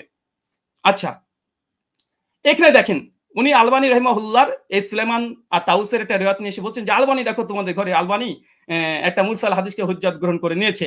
আমি একই টিট ফর ট্যাট দিয়ে দিলাম উস্তাদজিকে যে দেখেন আপনাদের দলিল নামাজের মাসালে বইয়ে আহলে হাদিসদের একটা দলিল খণ্ডন করতে গিয়ে এখানে মৌলানা আব্দুল মালিক সাহেব, আব্দুল মতিন সাহেব এবং তামহিদুল মাওলা সাহেব আরো 4 জন বড় বড় বিজ্ঞ ওলামা তারা কি বলছে, এই হিসাবে সুলাইমান ও তাউসের মাঝে আরেকটি বিচ্ছিন্নতা সৃষ্টি হয়েছে, মানে সূত্র বিচ্ছিন্ন হয়েছে, যার কারণে হাদিসটা হাসান মানে সহিহ তদুর কিবা হাসান হওয়া দুষ্কর হয়ে পড়েছে। এটা আমাদের দেওবন্দি বাংলাদেশি ওলামা মাশায়েখ যারা আছেন, বিশেষ করে কওমি ঘরানার, তাদের যারা লিখেছে ওটা একদম সকলে মাথার ওপরে তারা। তা আলবানী যেমন দলিল দিয়েছিল, আমি পাল্টা একটা দলিল দিয়ে দিলাম। আচ্ছা এই হচ্ছে। আচ্ছা এখানে আরেকটা দলিল তিনি যেহেতু ইয়াহি সাইদ আল আনসারি থেকে একটা হাদিস মাত্র দিয়েছে, তবে বিন বাজ রাহিমাহুল্লাহ ফতোয়া পড়তে গিয়ে তিনি আরেকটা রিওয়ায়াত পেশ করেছেন, সেটা হচ্ছে ইয়াজিদ বিন রোমান থেকে। দেখেন 2 নম্বর যে দলিলটা দিয়েছে একই অবস্থা, ইয়াজিদ বিন রোমানের দলিলটাও এটাও ইনকেতা, সনদ বিচ্ছিন্ন হয়েছে। এবং আমার চ্যালেঞ্জ ছিল উস্তাদজিকে বা আমার অনুরোধ ছিল যে উস্তাদজি এমন একটা দলিল পেশ করবেন যার মধ্যে কোনো বিচ্ছিন্নতা ঘটেনি, কোনো ইরসাল হয়নি, এবং এমন একটা হাদিস পেশ করলেন যে হাদিসে কাকে যে আদেশ করা হয়েছে তার নাম উল্লেখ নেই, অথচ মুয়াত্তা মালিক আলহামদুলিল্লাহ সনদের মধ্যে কোনো ইরসাল নেই, ইনকেতা ঘটেনি, সনদের মধ্যে কোনো রাবির উপরে জাররা পরিমাণে কোনো জারা নেই, সনদে কোন ব্যক্তিকে কোন সাহাবী ওমর বিন খাত্তাব 8 টাকা তারাবির আদেশ করেছে সেটাও মজুদ আছে আলহামদুলিল্লাহ। কিন্তু আমাদের উস্তাদজি 15 মিনিট সময় নিয়ে তিনি মাত্র একটা দলিল পেশ করেছেন বিন বাজের ফতোয়াতে এই ইয়াজিদ বিন রোমানের এর অর্থে চলে এসেছে। এটা একই অবস্থা। কি বলছেন দেখেন, দৈশ নামাজের মাসালাতেই বলছে, কি বলছে, এটিও একজন তাবিজ সাক্ষ্য মুহাদ্দিসগণের পরিভাষা অনুযায়ী বা এটাকে মুনকাতি মুরসাল বলা হয়, কারণ ইয়াজিদ ইবনে রোমান হযরত ওমরের যুগ পাননি, একই সমস্যা, এটাকে যঈফ বলা উচিত নয়। তারপরে মাসলাকে হানাফির নিকটে যেহেতু মুরসাল হাদিস হুজ্জাত, যঈফ হাদিস হুজ্জাত, ফজিলতের ক্ষেত্রে যঈফ হাদিস হুজ্জাত, তার মানে এখান থেকে বোঝা গেল যে আহলে হাদিসরা যে দলিল পেশ করেছে আলহামদুলিল্লাহ এর মধ্যে কোনো বিচ্ছিন্নতা নেই। আমাদের হানাফি ভাইদের পক্ষ থেকে যে দলিলটা আমরা পেয়েছি প্রথম পর্বেই, কারণ প্রথম দলিল মানে মজবুত দলিল দেয় মানুষ, প্রথম যেটা দেয় সেটা মজবুতই দেয়, কিন্তু দুর্ভাগ্য সনদের মধ্যে বিচ্ছিন্নতা ঘটে গেছে, সনদের মধ্যে ইনকেতা ঘটে গেছে, মাকড়সার জালের মতো দুর্বল একটা সনদ দিয়ে এটাকে আজকে দাবি হিসাবে দলিল পেশ করা, ওস্তাদজির কাছে আমি বিষয়টা একটু কেমন ভাবে মনে হচ্ছে, যেটা কেমন ঘটে গেল যে প্রথম সনদেই এরকম একটা ঘটনা ঘটে যাবে। আচ্ছা 2 নম্বর, আমার উস্তাদজি জাস্ট 2টো দলিলই পেশ করেছে তার প্রেজেন্টেশনে, 2টো দলিল এখানে আমি খণ্ডন করেছি। তাছাড়া তিনি আদার্স যে কথা না তিনি তেমন কোনো কথা বলেনি, 2টো হাদিস নিয়ে, আর মুনকাতে হাদিস হুজ্জাত বা মুরসাল হাদিস হুজ্জাত তিনি এই বিষয়ে পরে কথা বলতে চেয়েছেন। আমিও দেখিয়েছি যে ইমাম মুসলিমের নিকটে মুরসাল মুনকাতে হাদিস মানে গ্রহণযোগ্য নয়। তাছাড়া দলিল নামাজের মাসালাতে স্বয়ং আব্দুল মতিন সাহেব একটা সূত্র বিচ্ছিন্ন হওয়ার কারণে আহলেসের একটা দলিলকে বাতিল ঘোষণা করে দিয়েছে, হাসান হওয়া দুষ্কর বলে দিয়েছে। আর তৃতীয়ত মুস্তালাহুল হাদিসের গ্রন্থে যেগুলো লেখা আছে যে মুনকাতে হাদিস বা মুরসাল হাদিস সূত্র বিচ্ছিন্নতা হওয়ার কারণে কার কাছ থেকে শুনেছে এটা যেহেতু আমাদের কাছে জানা নেই, এই জন্য এই হাদিসটা মুহাদ্দিসদের নিকটে এটা যঈফ, এটা মারদুদ। এবং আমি একটা প্রশ্ন করে দিয়েছি ওস্তাদ, যে এটা এড়িয়ে যাবেন না, যেহেতু এবার রিবার্টাল সেশন আপনার এড়িয়ে যাবেন না, 8টা প্রশ্ন আপনার মানে কাঁধের উপরে আছে, এবং যেই মানে আমি চেয়েছি যেমন ভাবে তলব করেছি দেওয়ার চেষ্টা করবেন, এবং হাদিস সহিহ হওয়ার জন্য সনদ মুত্তাসিল হওয়া প্রয়োজন কি প্রয়োজন না এটা প্লিজ দিয়ে আলোচনা শুরু করবেন। আমি আবার আপনাকে 1.5 মিনিট আগে ছেড়ে দিলাম, কেন আপনি জাস্ট 2টো দলিল পেশ করেছেন। শুকরিয়া, ধন্যবাদ, জাযাকাল্লাহ খায়রান, বারাকাল্লাহ ফিকুম। জি ব্রাদার রাহুল হোসেন, আপনাকে অনেক অনেক ধন্যবাদ। খণ্ডন পর্বে আপনি আপনার প্রথম আলোচনাটি শেষ করেছেন, যথাসময়ে শেষ করেছেন এবং আগেই শেষ করেছেন। যেহেতু আমি চলে যাব খণ্ডনের দ্বিতীয় আলোচক যিনি মুফতি শেখ আলী হাসান ওসামা আপনার কাছে, এবং আপনি বললে আমি আপনার টাইমটা শুরু করে দেব। জি একটু দর্শকদের উদ্দেশ্যে বলবো, দর্শক যারাই দেখছেন অবশ্যই প্রোগ্রামটি শেয়ার করে অন্যকে দেখার জন্য সুযোগ করে দিবেন ইনশাআল্লাহ। জি আলী হাসান ওসামা আপনার কাছে যাচ্ছি, আপনি বললে আমি টাইমটা শুরু করব। জি শোনা যাচ্ছে আমাকে? হ্যাঁ আপনাকে ক্লিয়ার শোনা যাচ্ছে। আচ্ছা জি শুরু করতে পারেন। জি 7 7 8 9 10 সেকেন্ড। জি ওকে। হামিদান ওয়া মুসাল্লিয়ান ওয়া মুসাল্লিমা আম্মা বা'দ। শাস্ত্রীয় ব্যক্তি ছাড়া আসলে শাস্ত্রীয় আলোচনাটা একটু জটিল ব্যাপারই, যে যতটুকু পরে তার আলোকে গোটা দুনিয়াটাকে মূল্যায়ন করে। তো আমরা যে আলোচনাগুলো করেছি সবগুলো শাস্ত্রীয় মূলনীতিকে উনি এড়িয়ে গিয়ে আমাদের ব্রাদার রাহুল ভাই তিনি হলো অন্যান্য এদিক সেদিকের কথা টেনে এবং মজার একটা ব্যাপার হলো উনি কি বলবেন আমরা মোটামুটি সবই এক থেকে আইডিয়া করতে পেরেছি, লেকিন আমি যেগুলো বলেছি এটা হয়তো ওনার আনকমন পড়ে গেছে, উনি যার কারণে বিষয়গুলো স্কিপ করে গেছেন। হাতে সময় ছিল, তিনি খণ্ডন করতে পারতেন। তো কি কি স্কিপ করেছেন আর এই খণ্ডন পর্বে যে অসঙ্গতি গুলো বলেছেন, এটা নিয়ে তো আমি নেক্সট পর্বে আলোচনা করবো। আগে ওনার কেস প্রেজেন্টেশনের মধ্যে উনি যে কথাগুলো বলেছেন আমরা সেটার মূল্যায়নে আসি। একটা কথা তো তিনি গর্বের সাথে বললেন যে হাদিস সহিহ হওয়ার জন্য 5টা শর্তের ব্যাপারে ইজমা আছে, যে অবশ্যই একমত, ইজমা আছে। তো যার কারণে 3টা জিনিস দেখতে হয় সনদে, 2টো জিনিস দেখতে হয় মতনের মধ্যে, অর্থাৎ মূল টেক্সটের মধ্যে। আপনি দীর্ঘ 15 মিনিট নিয়ে খুব গর্বের সাথে বুক ফুলিয়ে ফুলিয়ে অনেকগুলো কিতাবের রেফারেন্সের আলোকে আপনি শুধু সনদের সৌন্দর্য তুলে ধরেছেন, একেবারে কি কি ফজিলত আছে এটা তুলে ধরেছেন, মতনের বিষয়টা স্কিপ করে গিয়েছেন, আর প্রশ্ন তো কিছু ছড়িয়ে দিয়েছেন। তো আমরা কিছু প্রশ্নের জবাব আমাদের কথার মধ্যে অটো চলে আসবে, বাকিগুলো আমরা আলোচনায় আনবো যেগুলো প্রাসঙ্গিক। আচ্ছা, এখন আমরা আগে মূল আলোচনায় আসি। একটু বোঝার সুবিধার্থে একটু কথাটা শুরু থেকে টানি। ওমর রাদিয়াল্লাহু তাআলা আনহু থেকে তারাবির রাকাত সংখ্যার বর্ণনাকারী 6 জন রয়েছেন। এর মধ্যে একজন তো সাহেব বিন ইয়াজিদ রাদিয়াল্লাহু তাআলা আনহু, আমরা তার প্রসঙ্গে আসছি। আর এছাড়াও আরো বাকি 5 জন রয়েছেন, যাদের 5 জনের প্রত্যেকেই সংখ্যাটা তারাবির রাকাত সংখ্যা 20 বলে উল্লেখ করেছেন। ইয়াজিদ বিন রুমান তিনি 23 বলেছেন, বেতের সহ মুয়াত্তা মালিকে আছে। আব্দুল আজিজ বিন রুফাই 20 বলেছেন, মুসান্নাফ ইবনে আবি শাইবা আছে। উবাই বিন কাব 20 বলেছেন, মুসনাদে আহমদ বিন মানিতে আছে। ইয়াহইয়া ইবনে সাঈদ 20 বলেছেন, আমরা আগে উল্লেখ করেছি। মুহাম্মদ বিন কাব কুরাজি 20 বলেছেন, কিয়ামুল লাইল মারওয়াজির মধ্যে আছে, ইত্যাদি। এখন বাকি থাকলো শুধু সাহেব বিন ইয়াজিদের কথা। সাহেব বিন ইয়াজিদ থেকে তার 3 জন শাগরেদ এই বিষয়ক হাদিস বর্ণনা করেছেন। একজন হল ইয়াজিদ বিন খুসাইফা, তিনিও 20 বর্ণনা করেছেন, সুনানে কুবরা বাইহাকিতে আছে। দ্বিতীয় হারিস বিন আব্দুর রহমান বিন আবি যুবাব, তিনি 23 বর্ণনা করেছেন, অর্থাৎ বেতের সহ, এটা মুসান্নাফে আব্দুর রাজ্জাকে আছে। আর 3 নম্বর হলো মোহাম্মদ বিন ইউসুফ, যে সূত্রটা টেনে তিনি গর্বের সাথে বলেছেন যে একমাত্র আমরা একটা দলিল দিলাম, বাকি দলিলগুলো আমরা পরে আনবো। বাস্তব কথা হলো ওমর রাদিয়াল্লাহু আনহু 11 আদেশ করেছেন এই মর্মে, অন্য কোনো বিশুদ্ধ দলিল তিনি আদৌ আনতে পারবেন কিনা এটাই চিন্তার বিষয়। তো এখন যে মোহাম্মদ বিন ইউসুফ সূত্রে তিনি আনলেন, সেই মোহাম্মদ বিন ইউসুফ থেকে এই সংক্রান্ত হাদিসটা বর্ণনা করেছেন 5 জন। এখন 5 জনের মধ্যে রেওয়ায়েতে কারোর সাথে কারোর মিল নেই, এক একজন এক এক ভাবে রেওয়ায়েত করেছেন। এর মধ্যে সবচেয়ে মজার বিষয় হলো তিনি যে সনদটা এনেছেন, এখানে তো ইমাম মালিক রাহমাতুল্লাহ আলাইহি তার সূত্রে বয়ান করেছেন 11 রাকাত, এরকম আরো 2-1টা বর্ণনা আছে। কিন্তু দেখা যাচ্ছে মোহাম্মদ বিন ইসহাক রাহমাতুল্লাহ আলাইহি তিনি বর্ণনা করেছেন এই মোহাম্মদ বিন ইউসুফ থেকে 13 রাকাতের কথা, যেটা মুসনাদে আহমদ বিন মানিতে আছে। এছাড়া দাউদ বিন কায়েস রাহমাতুল্লাহ আলাইহি তিনি এবং আরো অনেকে 21 রাকাতের কথা বর্ণনা করেছেন, যেটা মুসান্নাফে আব্দুর রাজ্জাকে বিশুদ্ধ সনদে আছে। যদি এটা সনদ নিয়ে চ্যালেঞ্জ করেন আমরা তাহলে সনদের আলোচনায় আসবো। তো দেখা যাচ্ছে মতনের মধ্যে মিল নেই, মতনের মধ্যে এখানে সমস্যা বিদ্যমান। সব শাগরেদরা বলছে একভাবে, কিন্তু মোহাম্মদ বিন ইউসুফ থেকে এসে দেখা যাচ্ছে যে এখানে সনদের মধ্যে যদিও যারা বয়ান করেছেন সনদের বিশুদ্ধতা আছে, এটা নিয়ে আমি আপত্তি করছি না, কিন্তু হাদিস সহিহ হওয়ার জন্য যদি 5টা শর্ত, শুধু সনদ ঠিক থাকলে হবে না। এমন বহুত হাদিস আছে সনদ সুন্দর, কিন্তু তার ইসের মধ্যে মতনের মধ্যে সমস্যা আছে। তো এখানে মতনের মধ্যে যে ঝামেলাটা হয়েছে এটাকে ইস্তেরাব বলে। ইস্তেরাব মানে হলো যে কোথায় 21 রাকাতের কথা আর কোথায় হলো 11 রাকাতের কথা, আবার কোথায় 13 রাকাতের কথা। যদিও 13 নিয়ে একটা ব্যাখ্যা ওনারা দাঁড় করানোর চেষ্টা করেন ধারণা প্রসূত ভাবে, তো সেটা আপাতত বাদই দিলাম। তো 21 রাকাত আর 11 রাকাত সম্পূর্ণ ভিন্ন কথা, কিন্তু মূল বর্ণনাকারী একজন। তো এখন হাদিসের মধ্যে যদি ইস্তেরাব করে দেওয়া হয় তাহলে হাদিসটা দুর্বল হয়ে যায়। এটা তাদরিবুর রাওয়ী বিশারহি তাকরিবুন নাওয়াবী পৃষ্ঠা 133 এর মধ্যে স্পষ্টভাবে লেখা আছে, ইস্তেরাব ইউজিবু বা'ফাল হাদিস।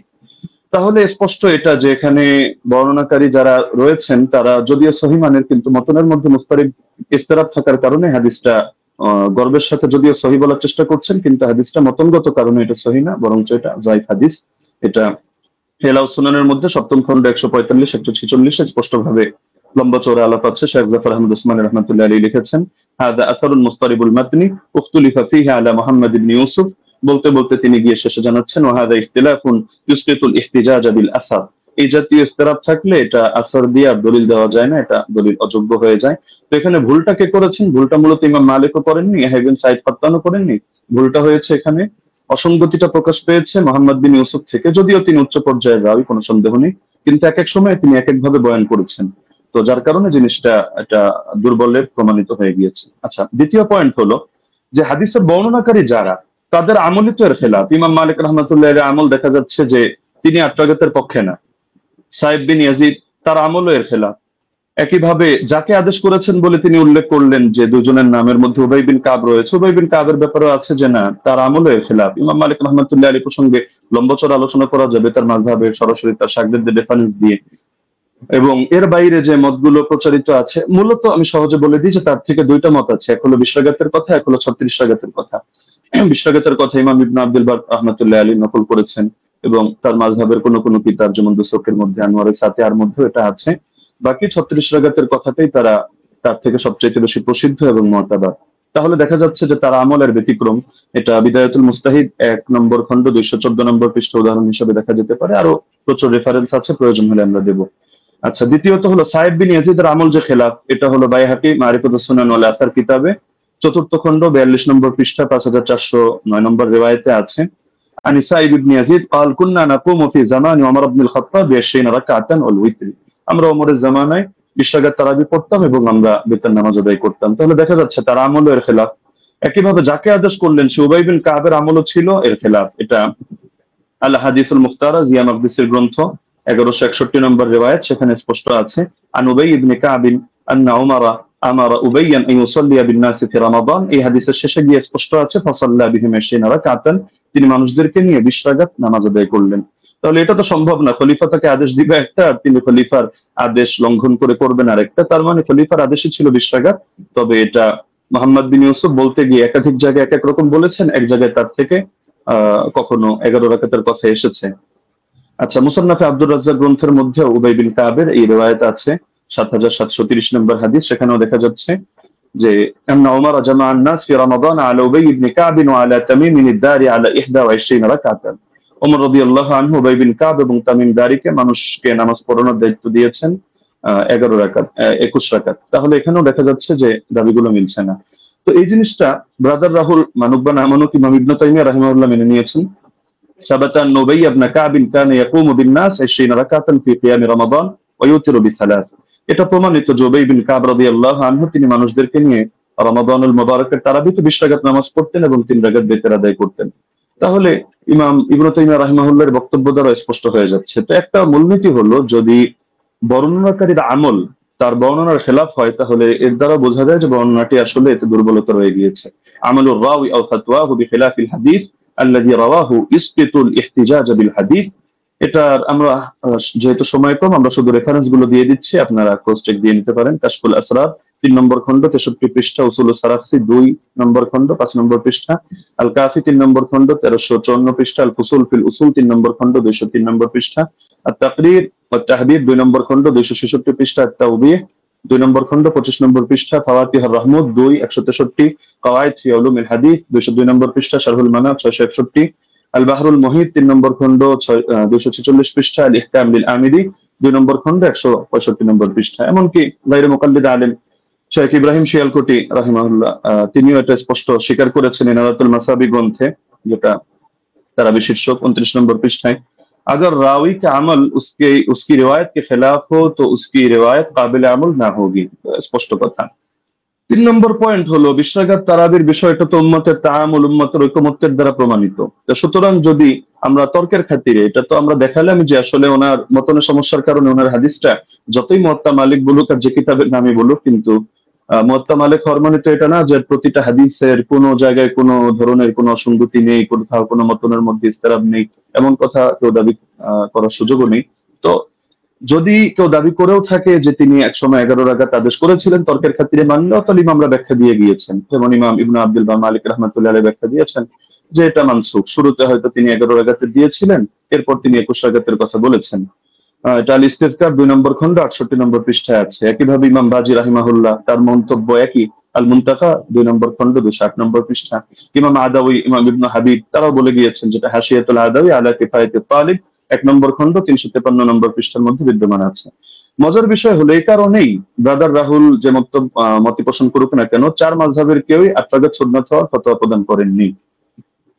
তো যার কারণে 4 মাযহাবের 4 ইমাম যখন আপনারা 20 রাকাতের মতামত দিচ্ছেন, বিশেষ করে ইমাম মালিক থেকে 2টা মত আছে, 20 আছে 36 আছে, লেকিন এটা তো স্পষ্ট 8-এর কথা কেউ বলছেন না। এবং 8-এর নামে যেটা চালানো হয় সালাফি ভাইরা কেউ কেউ চালায়, তো সেটা প্রমাণিত না। কেন প্রমাণিত না এটা যদি চ্যালেঞ্জ করে আমরা 19 রেফারেন্স টানলে জবাবে আসবো। না হলে শুধু শুধু জবাব দিয়ে সময় বাড়িয়ে লাভ নেই। তো মূলনীতি হলো ইমাম ইবনে রাজব হাম্বলি রাহমাতুল্লাহ আলাইহি লিখেছেন তার ফাদলুল ইলমি সালাফ আলা ইলমিল খালাফ পৃষ্ঠা 83 এর মধ্যে فأما ما اتفق على تركه فلا يجوز العمل به لأنهم ما تركوه إلا على علم أنه لا يعمل به। ইমামরা যদি একমত হয়ে যায় যে হাদিসটা এটা তরক করা হচ্ছে, অর্থাৎ তারা কেউ এর আগে ফতোয়া দিচ্ছেন না, আমল করছেন না, তাহলে সেটা আসলে মজবুত থাকে না এবং তার মধ্যে বিভিন্ন দুর্বলতা তৈরি হয়ে যায়, সেটা দলিলযোগ্য হয় না। কারণ এটাকেও সাদ বলে। সাদ কখনো সনদের দ্বারাও হয়, কখনো মতনের দ্বারাও হয়। তিনি তার কিতাব শারহুল আলী তিরমিজির মধ্যে 2 নম্বর খণ্ড 624 নম্বর পৃষ্ঠা, এই কিতাবগুলোর নাম তো অবশ্যই ব্রাদার রাহুল শোনার কথা, এই পৃষ্ঠাগুলো পড়েছেন কিনা আমি জানি না, না হলে আপনি প্রয়োজনে এগুলো চেক দিয়ে আপনি মন্তব্য করতে পারেন। যে তিনি লিখেছেন ওমা হুয়া শাদুল মাতনি কাল আহাদিস আল্লাতী সাহহাতিল আহাদিস বিখিলাফিহা ওয়া আজমাআত আইম্মাতুল উলামা আলাল কওলি বিগাইরিহা। যে হাদিসের ক্ষেত্রে দেখা যাচ্ছে যে উম্মতের আলেমদের মধ্যে যারা ইমাম তারা এর বিপরীত ফতোয়া দিচ্ছেন, সেই ক্ষেত্রে সেই হাদিসের মতনকে শাদ হিসাবে বিবেচনা করা হয়। অর্থাৎ শাদ যদি কোনো হাদিসের মতনকে বলা হয় তাও সেটা সহি থাকে না। তাহলে দেখা যাচ্ছে যে যদি উনি পয়েন্ট বলেছেন অনেকগুলো এবং গর্বের সাথে বলেছেন, কিন্তু সবগুলো মিলে উনি সনদের আলোচনায় সীমাবদ্ধ থেকেছেন, মতনের আলোচনায় আসেননি। আমরা মতন থেকে কয়েকটা পয়েন্ট দেখালাম, আরো অনেক পয়েন্ট দেখানো সম্ভব, যে উনি যে হাদিসটা দেখিয়েছেন এটা মুস্তারিদ একটা হাদিস। আচ্ছা, এখন প্রাসঙ্গিক ভাবে কয়েকটা আলোচনা করে ফেলি যেহেতু হালকা সময় বাকি আছে। তিনি মুরসাল না মুনকাতি এটা নিয়ে একটু জ্ঞান দেওয়ার চেষ্টা করেছেন, যে এটাকে আমি কেন মুরসাল বললাম, মুনকাতি বলা উচিত ছিল। আসলে কোন জায়গায় কোন শব্দ ব্যবহার হবে এটা পরিভাষাগুলো একটু বিস্তরভাবে পড়া লাগে। শুধু একটা তাফসীর মুস্তালাহুল হাদিস পড়েই ইমাম আর ফকি হয়ে গেলে তো মুশকিল ব্যাপার।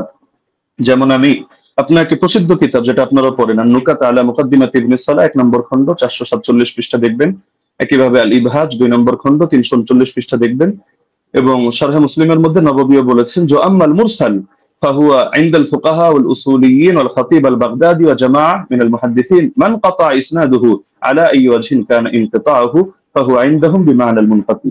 ফকিহদের দৃষ্টিতে, উসুলিয়িনদের দৃষ্টিতে, খতিব বাগদাদের দৃষ্টিতে এবং একদল মুহাদ্দিসদের দৃষ্টিতে মুরসালের সংজ্ঞা হলো যে সনদের মধ্যে যেভাবেই বিচ্ছিন্নতা হোক না কেন, ইনকাতা যেভাবেই হোক না কেন, এটা মাঝেই হোক আর শেষেই হোক, রাসূলের আগেই হোক আর সাহাবীর আগেই হোক, বাস সেটাকেই তারা মুনকাতি হিসেবে বলে থাকেন। তো এটা একটা তাদের ইসতিলাহগত বিষয়। তো সুতরাং এই জিনিসটা মানে মুরসাল বলা উচিত ছিল না, মুনকাতি বলা দরকার ছিল, বিষয়টা এমন না। আচ্ছা, উনি যে নিমাউই রাহিমাহুল্লাহর হাওয়ালা দিলেন আথার সুনান থেকে, উনি আরবি যেহেতু পড়তে পারেন টুকটাক, উনি তো এটা দেখার কথা যে ইমাম নিমাউই রাহিমাহুল্লাহ তিনি শুধু এতটুকুই বলেন নাই যে হাযা মুরসালুন কাওয়ি, যে হাদিসটা মুরসাল, হাদিস শক্তিশালী, বরং যেই মূলনীতিটা আমরা এনেছি ইমাম ইরাকির হাওয়ালায়, যে তাবেঈ যদি সাহাবীর থেকে কোনো ঘটনা বয়ান করে যেটা তার জামানায় জারি ছিল, তাহলে সেটাকে বাহ্যিকভাবে মুরসাল ধরা হলেও কিন্তু হুকুমের বিবেচনায় মুত্তাসিল ধরা হয়। আমরা তো আলোচনা করছি শাস্ত্রীয় মূলনীতির আলোকে হুকুম প্রসঙ্গে। তো এই মূলনীতিটা আপনি যে কিতাবের হাওয়ালা দিলেন এবং মজার বিষয় যে স্ক্রিনশট দিলেন, আপনি এটাই যদি ভালো করে দেখেন টিকার মধ্যে খুঁজে পাবেন। তো দেখা যাচ্ছে আপনি একাংশ পরে তাড়াহুড়ো করে রেফারেন্স দিয়ে দিলেন, কিন্তু এটা আপনার নজরের বাইরে চলে গেল, যার কারণে নিমাউইকে আমার বিরুদ্ধে দাঁড় করিয়ে দিলেন। দ্বিতীয়ত দলিল আমাদের মাসাইল কিতাবটাকে আমার বিরুদ্ধে দাঁড় করালেন। তবে মজার বিষয় হলো আপনি এই জিনিসটা খেয়াল করলেন না যে আমি বারবার বলছি যে বাহ্যিকভাবে দেখতে মুনকাতি, সূত্র বিচ্ছিন্ন, তবে আমরা হুকুম নিয়ে আলোচনা করছি যে হুকুমের বিবেচনায়, যেমন মারফুয়ে হুকমি তো এই শব্দ আপনার শোনার কথা, যে অনেক হাদিস এটা মারফু না, মানে আল্লাহ রাসূলের দিকে নিসবত করে সাহাবী বলেন নাই, কিন্তু সাহাবী বলেছেন স্বাভাবিক তার উক্তি হিসাবে, কিন্তু আমরা যখন বিবেচনা করছি আমরা বলছি মারফুয়ে হুকমি, মানে দেখতে যদিও এটা মাওকুফ হাদিস, সাহাবীর বর্ণনা, সাহাবীর উক্তি, কিন্তু হুকুমের বিবেচনায় এটা হলো মারফু, অর্থাৎ আমরা এটাকে মারফু হিসাবে বিবেচনা করব। এখন যদি আপনি এক কিতাব খুলে দেখেন, দেখো সে তো মাওকুফ বলেছে, অথবা আপনি এখন তাহলে মারফু বলছেন কিভাবে, তাহলে বলতে হবে ভাই বিবেচনাবোধের পার্থক্য তো আপনাকে বুঝতে হবে, একটা জাহিরি এতেবার, একটা হাকিকি এতেবার। জাহিরি বিবেচনায় হাদিসটাকে আপনার মুনকাতি মনে হতে পারে, কিন্তু আপনি শাস্ত্রের কথায় যখন আসবেন, শিরোনামে যেহেতু শাস্ত্রীয় আলোচনা, তো আপনি শাস্ত্র দিয়ে দেখতে হলে আপনি শাস্ত্রের মূলনীতির আলোকে তো বিবেচনা করতে হবে, না হলে মূলনীতিকে চ্যালেঞ্জ করেন। আপনি অমুক কিতাবে এটা আছে, তমুক কিতাবে এটা আছে, শুধু এতটুকু বললে যথেষ্ট না, আপনাকে মাথায় রাখতে হবে একটা শাস্ত্র পরিগণিত হয় টোটাল পুরো বিষয়টাকে সামনে রেখে। কোরআনের এক আয়াত আর এক আয়াতের তাফসীর হয়, না হলে আপনি এক আয়াত দিয়ে মতকেও বৈধ করে দিতে পারবেন, আর এক আয়াত দিয়ে জিহাদকেও নিষিদ্ধ করে সব জায়গায় সবরের আদেশ দিতে পারবেন, কিন্তু পুরো সামগ্রিক ভান্ডারকে, শাস্ত্রকে সামনে রেখে আপনার সিদ্ধান্তে আসতে হবে। এই জিনিসটা যদি না বোঝেন তাহলে শুধু আবেগী কিছু কথা বলবেন বা একটু ইমোশনাল কিছু লেকচার হবে, লেকিন এর দ্বারা শাস্ত্রীয় কোনো কথা হবে না। তো যেহেতু সারা দেশ এটা দেখছে এবং আলেম ওলামা, তালিবুল ইলম সবাই মূল্যায়ন করছে, সুতরাং আমার অনুরোধ থাকবে নেক্সট পর্বে আপনি শাস্ত্রীয় আলোকে এই মূলনীতিগুলো চ্যালেঞ্জ করেন। ধন্যবাদ, জাযাকাল্লাহ। আমি কারেক্ট টাইম শেষ করলাম। মোহতরম আলী হাসান ওসামা, আপনাকে অনেক অনেক ধন্যবাদ। আমি আরেকটি জিনিস আপনাদেরকে মনে করিয়ে দিতে চাই যে আপনাদের জন্য আমাদের পক্ষ থেকে 2 মিনিট সময় ছিল বা আছে। আরেকটি খণ্ডন পর্ব আছে, আপনারা চাইলে 2 মিনিট আপনারা ব্যবহার করতে পারেন। আমি দ্বিতীয় খণ্ডন পর্বটি যাচ্ছি এবং এই খণ্ডন পর্বর পরেই আমাদের কোনো খণ্ডন পর্ব থাকছে না, একটাই লাস্ট। আমি প্রথমে চলে যাব ব্রাদার রাহুল হোসেন আপনার কাছে, এবং আপনি বললে আমি টাইমটা শুরু করে দেব। একটা স্লাইড পড়েছি, স্লাইড 8 লেখা আছে, 8 লেখা আছে, দেখেন। জি পেয়েছি। জি স্ক্রিনে নিয়ে আসতে হবে। আচ্ছা, সময় স্টার্ট নাও। জি সো বিসমিল্লাহ। সম্মানিত দর্শক মণ্ডলী, উস্তাদজি যেটা শেষ করেছেন সেটা দিয়ে শুরু করবো। উনি বললেন যে পারলে ওসুলকে চ্যালেঞ্জ করতে। আমি চ্যালেঞ্জ করে দিয়েছি। উস্তাদজি আমার 8টা অভিযোগের 2টা পয়েন্টে জবাব দেয়নি এবং বলেছিল জবাব দেবে, এবং আমি নাকি স্বাস্থ্য সম্পর্কে তেমন না জানলে এটা সমস্যা, কিন্তু কোথায় যে সমস্যা তিনি এখন পর্যন্ত বলেননি। এটা একটা কেমন হয়ে গেল। উস্তাদজিকে আবার বলে দিয়ে ওসুলকে চ্যালেঞ্জ করেছি, একটু শুনবেন। আমি আপনাকে বলেছিলাম যে হাদিস সহিহ হওয়ার জন্য ইজমাই ওসুল হচ্ছে 5খানা শর্ত লাগবে। প্রথম হচ্ছে মুত্তাসিল হওয়া, সনদের মধ্যে শক্তিশালী হওয়া, সনদের মধ্যে বিচ্ছিন্ন যেন না হয়। এবং দেখানো হয়েছে যে সনদের মধ্যে বিচ্ছিন্নতা আছে। ইয়াহিয়া সাইদ আল কাত্তান উমর বিন খাত্তাবের যুগ পান নাই। এটা হুকমান মারফু বা আপনি যতই প্রমাণ করার চেষ্টা করেন না কেন, কোনোভাবেই এটা প্রমাণ করা সম্ভব নয় যে সনদের মধ্যে ইনকেতা ঘটেনি, যেটা আমি দেবন্দি হানাফি বেল কিতাব থেকে দেখিয়েছি।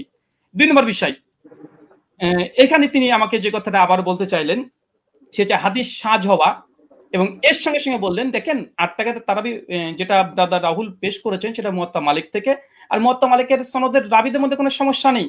তবে মতন নিয়ে ব্রাদার রাহুল কোনো কথা বলেনি। অভিযোগ করে তো দেখেন, অভিযোগ করলে তো জবাব দেব। আপনি তো অভিযোগটা করেননি, বরং দ্বিতীয় পর্বে এসে অনেকগুলো 1 ডজন দলিল আপনি এখানে পেশ করেছেন। এটা একটা মানে কোয়ালিটি আছে, যে শেষ পর্বে একসঙ্গে অনেকগুলো দিয়ে দিব যেন আর সময় না পাওয়া যায়, এটা আমরাও বুঝি। চলেন আপনার সেটার জবাব দিয়ে দিই। উনি বললেন যে মোহাম্মদ বিন ইউসুফ থেকে 3 জন, সাইদ বিন ইয়াজিদ থেকে টোটাল 6 জন হাদিস বর্ণনা করেছে তারাবির 20 রাকাতের টোটাল তারাবি রাকাত সংখ্যার উপরে। তার মধ্যে মোহাম্মদ বিন ইউসুফ একজন, যিনি 3 জন হাদিস বর্ণনা করেছে মোহাম্মদ বিন ইউসুফ থেকে। এক ইমাম মালিক যিনি 11 রাকাতের কথা বলেছে, যেটা আমার দলিল দেখিয়েছি। উনি বলেন মোহাম্মদ বিন ইবনে ইসহাক উনি 13 রাকাত, আর দাউদ বিন কায়েস তিনি 21 রাকাত। অতএব এখানে ইজতিরাব ঘটেছে। বাহ, চমৎকার। উস্তাদজিকে বলবো আর একটু পড়াশোনা করতে হবে। শুধু মোহাম্মদ বিন ইউসুফ থেকে মাত্র 3 জন নয়, টোটাল ব্যবহার করেছে 8 জন হাদিস। আপনার সামনে স্ক্রিন দেখতে পাচ্ছেন। ইয়াহিয়া সাইদ আল কাত্তানের মতো মুহাদ্দিস আপনি যার কথা বলেন, উনিও ব্যবহার করেছেন। উনি মোহাম্মদ বিন ইউসুফ থেকে 11 রাকাতের কথা আদেশ করেছেন, যেটা মুসনাদ ইবনে আবি শাইবাতে রিয়াত স্পষ্ট সেই সনদে প্রমাণ আছে। যদি সম্ভব হয় একটা কিলো কাল করে দেখাবেন, আমি স্ক্রিন নিয়ে আসছি। 2 ইমাম মালিক তো দেখলেন একটু আগে, ইসমাইল বিন জাফর তিনিও বর্ণনা করেছেন 4, ওসমান ইবনে যায়েদ আল লাইসি তিনিও বর্ণনা করেছেন 11 রাকাত, ইসমাইল বিন উমাইয়া তিনিও 11 রাকাত, আব্দুল আজিজ বিন মুহাম্মদ তিনিও 11 রাকাত। টোটাল মোহাম্মদ বিন ইউসুফের 8 জন শাগরেদ। পয়েন্ট টু বি নোটেড, ভালোভাবে দেখেন, গেম ঘুরে যাবে এখান থেকে। মোহাম্মদ বিন ইউসুফের টোটাল 8 জন শাগরেদ তারাবির রাকাত বর্ণনা করেছে। তার মধ্যে 5 জন বাবার বর্ণনা করছে 11 রাকাত। শুধুমাত্র মোহাম্মদ বিন ইউসুফ আর দাউদ বিন কায়েস তারা বলছে কেউ 13 রাকাত, কেউ হচ্ছে 21 রাকাত। চলেন জবাব দেখেন। মোহাম্মদ বিন ইসহাক তিনি কি বলছেন? 21 রাকাত নাকি বর্ণনা করেছে। মোহাম্মদ বিন ইসহাক কে? হানাফিদের বই তাজালিয়াতের শাবদার দেওবন্দি মুনাজিরের নাকি ইসলাম তাজালিয়াতের শাবদার 5ম খণ্ডের 311 পৃষ্ঠায় পরিষ্কার বলছে মোহাম্মদ বিন ইসহাক ইমাম মালিক তাকে দাজ্জাল বলেছে, কাযযাব বলেছে, মিথ্যুক বলেছে। হানাফিদের নিকটে মোহাম্মদ বিন ইসহাক তিনি কাযযাব, মিথ্যুক, মানে তাদের উসুল দিয়ে হাদিস জাল পর্যন্ত বলা যায়। কেন সনদের মধ্যে এই মোহাম্মদ বিন ইসহাক যিনি আছেন ইনি কাযযাব, যিনি 21 রাকাত বর্ণনা করেছে মোহাম্মদ বিন ইউসুফ থেকে। তাই মোহাম্মদ বিন ইউসুফের 5 জন শাগরেদ বলছে 11 রাকাত, আর একজন কাযযাব রাবি দেওবন্দীদের দাবি অনুযায়ী তিনি বলছেন যে না 13 রাকাত। অতএব এই হাদিস সহিহ নয়, এটা হানাফিদের উসুল্লাহ প্রমাণিত। চলেন এটা যদি সন্তুষ্ট না হয়, দলিল সহ নামাজের মাসাইল 144 নম্বর পৃষ্ঠাতে মাওলানা আব্দুল মতিন সাহেব তিনিও এখানে এই 21 রাকাতে বর্ণনাকারী যিনি আছেন তার নাম মোহাম্মদ ইবনে ইসহাককে যঈফ এবং দুর্বল বলছে। স্ক্রিন আপনার সামনে লক্ষ্য করেন। 3 নম্বর, জাস্টিস তাকি উসমানী এটা উসুল দিয়েছে, আলহামদুলিল্লাহ উসুল দিয়েছে।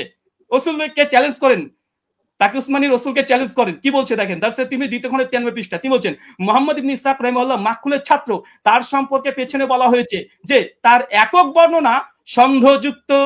তাহলে মোহাম্মদ বিন ইউসুফ যদি একাকী কোনো রিয়াত বর্ণনা করে সেটা সন্দেহযুক্ত। আর তাজালিয়াতের শাবদারে বলছে মোহাম্মদ বিন ইসহাক হচ্ছে কাযযাব, যিনি 21 রাকাতে বর্ণনা করেছে। তাই ইমাম মালিক যে 11 রাকাতে বর্ণনা করেছে এটাই সহিহ, বরং মোহাম্মদ বিন ইসহাকের 13 রাকাতে বর্ণনা এটাই সহিহ। কোথা থেকে কি দিয়ে দিয়েছে চলেন এরপর কি বলছেন। দাউদ বিন কায়েসের হাদিস দিয়ে তিনি ইজতিরাবের দাবি করেছে। ওই উস্তাদজিকে আমি প্রথম পর্বে চ্যালেঞ্জ করেছিলাম যে ইজতিরাবের সংজ্ঞা কি পেশ করবেন, আর সেই সংজ্ঞাকে সামনে রেখে এই হাদিসকে আপনাকে ইজতিরাব দাবি করতে হবে। কারণ ইজতিরাবের একটা সংজ্ঞার মধ্যে এটাও পড়ে যে দুটো হাদিস সেম সমপরিমাণের সহিহ হতে হবে চেন অফ ন্যারেশন। মুয়াত্তা মালিকের যে গোল্ডেন চেন সিলসিলাতুল জাহাব একটা দলিল পেশ করেন, আলহামদুলিল্লাহ এখন মতো আসবে না। আমার তো উস্তাদজি প্রথম থেকে তিনি মুনকাতে হাদিস জয়ীফ মুনকাতে দলিল পেশ করছে, একটা মুত্তাসিল পারছেন না। মুয়াত্তা মালিকের মতো একটা দলিল দিতে পারছেন না উস্তাদজি। 15-30 মিনিট শেষ হয়ে গেল, মাত্র 15টা মিনিট আছে। একটা মুয়াত্তা মালিকের মতো গোল্ডেন চেন বারবার এই মুনকাতে সনদ দিয়ে দিচ্ছেন। চলেন তারপর দেখেন দাউদ বিন কায়েসের এখানে বলছে কি যে দাউদ বিন কায়েসের ইহদা ইশরিন যে এখানে 21 টাকাতে বর্ণনা আছে, হ্যাঁ আছে। দাউদ বিন কায়েসের এই হাদিস শুধু দাউদ বিন কায়েস একা এক জায়গায় বর্ণনা করেনি, এবং দাউদ বিন কায়েস এই হাদিস আরেকজন শাগরেদ, দেখেন একই সনদ, এর ইমাম ফারাবির কিতাবুস সিয়াম 175 নম্বর হাদিস। এই 175 নম্বর হাদিসে ওমর বিন খাত্তাব তারাবি জামাত করেছে, এখানে রাকাতের সংখ্যা উল্লেখ নেই। আর এইখানে দেখেন মুসান্নাফ আব্দুর রাজ্জাক উসমান সাহেব যে দলিল পেশ করেছে 21 রাকাতের, এই 21 টাকা যদি হয়েও যায় এখানে ওমর যে আদেশ করেছে দাউদ বিন কায়েসের বর্ণনাতে নেই। কিসের ইস্তেরাব? দাউদ বিন কায়েসের রিওয়াতে এখানে যে আদেশ করেছে নির্দেশ দিয়েছে ওমর নাই, ওমরের জামানায় পড়তো, কে পড়তো, কারা পড়তো, কে আদেশ করেছে, ওমর কি তাকে নির্দেশ করেছে, কিচ্ছু নাই। তাই ইস্তেরাব হওয়ার জন্য মতনের মোটামুটি সরাসরি কন্ট্রাডিকশন থাকতে হয়, অথবা দুটো মতন এমন সনদ এমন শক্তিশালী পর্যায়ের যেগুলো তাকবির দেওয়া সম্ভব নয়। এখানে 21 টাকাতে যে দাউদ বিন কায়েসের দুইজন এক জায়গাতে তিনি বর্ণনা করছেন, কোন রাকাত সংখ্যা তিনি বর্ণনা করছেন না। তাই এই দাউদ বিন কায়েসের 21 টাকাতে হাদিস দিয়ে তারপর যদি ধরে নি ফর সেক অফ আর্গুমেন্ট দাউদ বিন কায়েসের হাদিসে ওমর আদেশ দিয়েছেন নাই, তাই এই হাদিসকে সামনে রেখে মুয়াত্তা মালিকের হাদিসকে ইস্তিরাব দাবি করা এটা বেলপাক লেখাকের কি। আর 2 নাম্বার ইবনে ইসহাকের যে 21 টাকাতে বর্ণনা, ইবনে ইসহাকের ওই রিওয়াতে ইবনে ইসহাককে সরাসরি দেওবন্দিরা কাজদা বলছে, দাজ্জাল বলছে ইমাম মালিকের কল নকল করে তার দলিল দেওয়া মানে গাছে কাঁঠাল গোপে তেল। তাই দুটো জয়ীফ দলিল দিয়ে মুয়াত্তা মালিকের মতো গোল্ডেন চেন সিলসিলাতে জাহাবের পুরো অভিযোগ আপত্তি করা সনদ এবং মতনে পড়ে, এটা খুব হাস্যকর উস্তাদজি। এটা আপনাকে অন্তত হাদিস শাস্ত্রবিদ, আপনি হাদিস পড়ান শুনেছে একটা বক্তৃতাতে, কিন্তু এরকম করবেন আজকে আমি এটা ভাবতে পারিনি। আর তৃতীয়, যদিও সঞ্চালক আজকে দৃষ্টি কেমন দিয়েছে জানি না, আজকে আমাদের আলোচনাতে ছিল যে তিনি কোনো ফাতোয়া ফারাজ তুলবেন না, তিনি ওসাইমিনের ফতোয়া নিয়ে এসেছেন, ইবনে তাইমিয়ার ফতোয়া নিয়ে এসেছেন, ইবনে আব্দুল বারের ফতোয়া নিয়ে এসেছেন, স্যার মাযহারের ফতোয়া নিয়ে এসেছেন, ফাঁকা মাঠে গোল দিতে চেয়েছেন, এখানে থামানো হয়নি। যদি এরকমই হয় আমরা দোল দিতে পারি, চলে সামনে আসছে। আচ্ছা, তার মানে বোঝা গেল মুহাম্মদ বিন ইসহাকের ওই রেবাত 3 জন নাই উস্তাদজি, 8 জন। 5 জন বলেছে 11 রাকাত, আর 2 জন বলেছে 13-21, আর দুটো হাদিসই জয়ীফ হানাফি দেওবন্দীদের উসুল অনুযায়ী। তাই ওটা দিয়ে ইস্তেরাব দাবি করা বেলপাকলে কাকের কি এরকম হয়ে যায়। আচ্ছা, উস্তাদজির অভিযোগ ভিত্তিহীন প্রমাণ হয়ে গেছে। প্রথম কথা 8 টাকাতে তারবি আলহামদুলিল্লাহ, ওটা না মতনি জয়ীফ না মতন না ইস্তেরাব, কোনো কিছু নেই। এবং চ্যালেঞ্জ করেছিলাম যে মানে বিগত দিনে 1284 হিজরি পূর্বে দেওবন্দি মাদ্রাসা প্রতিষ্ঠা হওয়ার আগে কোন মুহাদ্দিস হাদিসটাকে ইস্তেরাব দাবি করে বাতিল করেছে, প্রমাণ দিতে পারেনি। 8টা প্রশ্ন ছিল। আচ্ছা, 20 রাকাত ইতিহাস বললেন, যখন 20 রাকাতের ইতিহাস, 20 প্রথমে হয়তো 11 রাকাত তারাবির আদেশ করেছিল ওমর বিন খাত্তাব, পরে হয়তো 20 রাকাত করেছে, তারপরে তিনি স্বীকার করে নিয়েছেন অর্ধেক যে ওমর বিন খাত্তাব 11 রাকাতের আদেশ করেছিলেন। আলহামদুলিল্লাহ। অনেকে বলে যে ছিলই না, কোনোদিনই ছিল না। 1984 প্রথম দাবি। দলিল নামাজের মাসালে কি বলছে দেখেন, ওমর বিন খাত্তাব 11 রাকাত তারাবির আদেশ করেছে, পরবর্তী সময় মানুষেরা 20 রাকাত পড়েছে, ওমরের আদেশে পড়েছে, দেখাতে পারবেন ইনশাআল্লাহ। দেখা দলিল নামাজের মাসালেও তো আছে, ইমাম বাইহাকির ওই কলটা নকল করেছে, যেটা উস্তাদজি ওমর বিন খাত্তাব 11 রাকাতের আদেশ করেছিলেন, কিন্তু পরবর্তী সময়ে কিরাত ভারী হওয়ার কারণে তার রাকাত সংখ্যাকে বাড়িয়ে দিলেন, কিরাতকে কমিয়ে দিলেন। তো মানুষজন, জনগণ তারা ওমরের আদেশে নয়, কে বা কারা তারা 20 রাকাত চালু করেছিল ওমরের জামানায়, কিন্তু ওমরের আদেশে নাই। ওমরের আদেশে কত রাকাত? তোমাদেরকে 11 রাকাত, স্পষ্ট প্রমাণ। এখানে দেখেন মালিকি মাযহাবের ইমাম হাবিব মালিকি দলিল নামাজের মাসাল থেকে দেখাচ্ছি যেন একটু পুষ্টিকর বেশি হয় তথ্যগুলো। কি বলছে দেখেন, যে প্রথমে 11 রাকাতই ছিল, মানে ওমরের আদেশ 11 রাকাতই ছিল, কিন্তু তারা কিরাত লম্বা করতেন, ফলে ভারী ঠেকতো। পরে তারা রাকাত সংখ্যা বাড়ালেন, মানে ওমরের আদেশে নয়, জনগণ এমনি বাড়িয়েছে, রাকাত বাড়িয়ে দিয়েছে, কিরাত ছোট করে দিয়েছে, তাই ওটা বাতিল। তিনি বললেন যে ইমাম মালিক ছাড়া নাকি করেনি। এটা আপনি দেখেন যে ইমাম মালিক ছাড়া কতজন করেছে। ইমাম মালিক ছাড়া টোটাল 7 জন বর্ণনা করেছে, এখানে আমাদের স্ক্রিন আপনারা দেখতে পাচ্ছেন। তো ওই দাবিটা ওসমান সাহেবের একটু হাদিসের মতন সম্পর্কে অজ্ঞতাই আছে বলবো, যদি মানে মনে করেন যে না আমি একটু বাড়াবাড়ি করলাম, তো কিছু করার নেই, একটু বলতে হবে। আচ্ছা, এখানে দেখেন আচ্ছা, ইমাম মালিক ১ রাকাত গ্রহণ করেনি, এটা খুব জোর দিয়েছে, যদি আজকে বিষয়ের সঙ্গে সম্পৃক্ত না। আজকের বিষয় ওমর কত রাকাত তারাবির আদেশ করেছে। ওস্তাদজি মুনকাতে দলিল দিয়েছে, মুত্তাসিল দিতে পারেন, আলহামদুলিল্লাহ। আমরা একদম chain of narration golden chain দিয়েছি। আচ্ছা, ইমাম মালিক ১ রাকাতের আদেশ করেনি, চলেন দেখেন। এটা কিতাব সালাতুত তাহাজ্জুদ, এটা আব্দুল হক আন্দলুসি রাহিমাহুল্লাহর গ্রন্থ।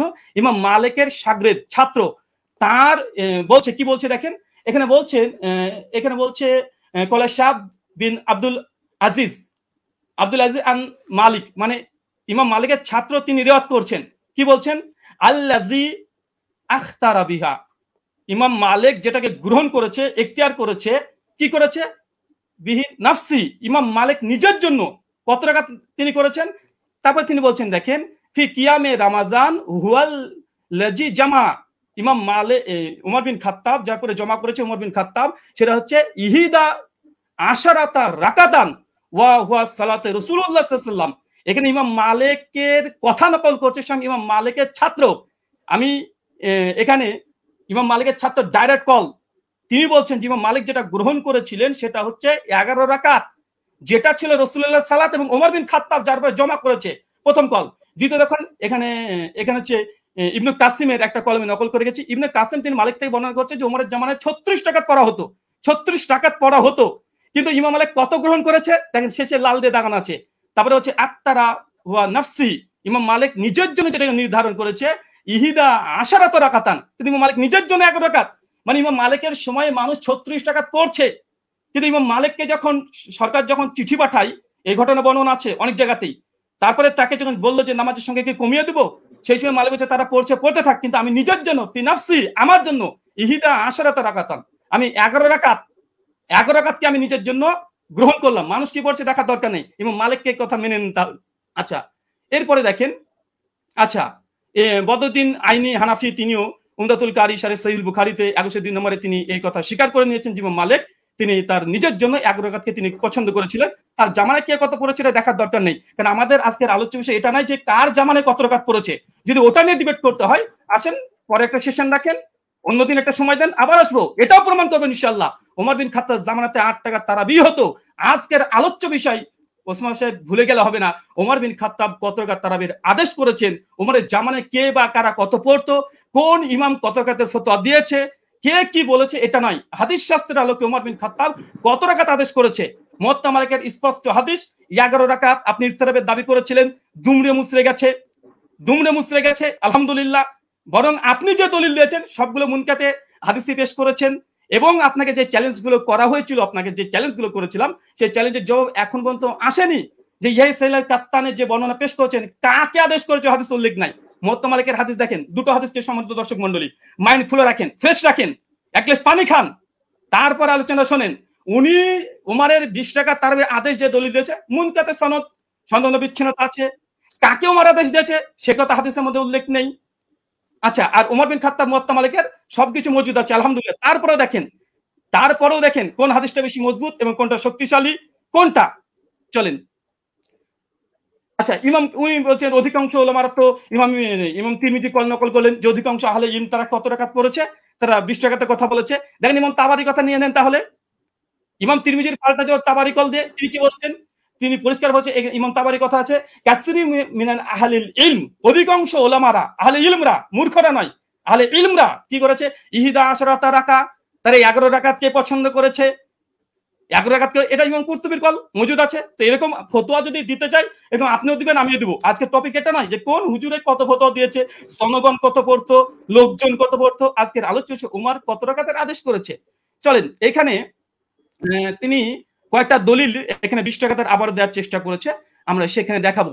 বরং আমি বলবো, আচ্ছা 20 রাকাতে তিনি হাদিস, আরো তিনি ঝরঝর করে 6খানা হাদিস দিয়ে ফেলেছেন, আমাদের 4টেই মুরসাল। আমি সনদ দেখেন, পুরো হানাফিকে স্ক্রিনের মধ্যে রেখে দিয়েছি আপনি এই মুহূর্তে। সাইদ বিন ইয়াজিদ থেকে আবু জুয়াবের হাদিস যায়িফ, চলেন এক ঝলক দেখে দেবো শুধু, কারণ এখানে আসলামি আছে, ইব্রাহিম বিন মুহাম্মদ বিন আবি ইয়াহিয়া আসলামি, তিনি পঞ্চম স্তরের মুদাল্লিস রাবি। এবং কে জেদ বলেছে এ রাবিকে, স্বয়ং ইয়াহিয়া ইবনে মাইন হানাফি বলে দাবি করা হয়, তিনি স্বয়ং তাকে কাযযাব বলেছেন। লাইসা বিসিকাতিন, তিনি সিকা নয়, কাযযাব, তিনি মিথ্যুক রাবি দলিল দিয়েছেন। মুস্তাজি হতাশ হয়েছি আলী সালাম সাহেব। 2 নম্বর, আবুল আলিয়ার যে বর্ণনা পেশ করেছে, আবুল আলিয়ার বর্ণনা আবু জাফর রাজি জয়ীফ রাবি, কে বলেছে দেখেন এখানে নাজমুর রায়ত হাফিজ জাইলি কি বলছে, বলছে আবু জাফর মুতাকাল্লিম ফি, তিনি বিতর্কিত রাবি। কলা আলী ইবনুল মাদিনী, তিনি অনেক মানে ইস্তেরাব করতেন। কলা আহমেদ লাইসাবি কয়িন, ইমাম আহমেদ বিন হাম্বল বলছে এই আবু জাফর রাজি ইনি হচ্ছেন শক্তিশালী নয়। কলা আবু জুরা আর রাজি ইয়াহুন কাসিরা অধিকাংশ ভুল করতেন। হাফেজ জাইলাই হানাফি, তিনি বলছেন আবুল আলিয়ার হাদিসের যে রাবি আবু জাফর ইনি জয়ীফ রাবি, মুতাকাল্লিম ফি, বিতর্কিত রাবি। বিতর্কিত রাবি দলিল দিচ্ছেন মুয়াত্তা মালিকের সামনে। অবাক অবাক। দেখেন ইমাম আহমেদ বলছে মুস্তারিবুল হাদিস আবু জাফর রাজিকে।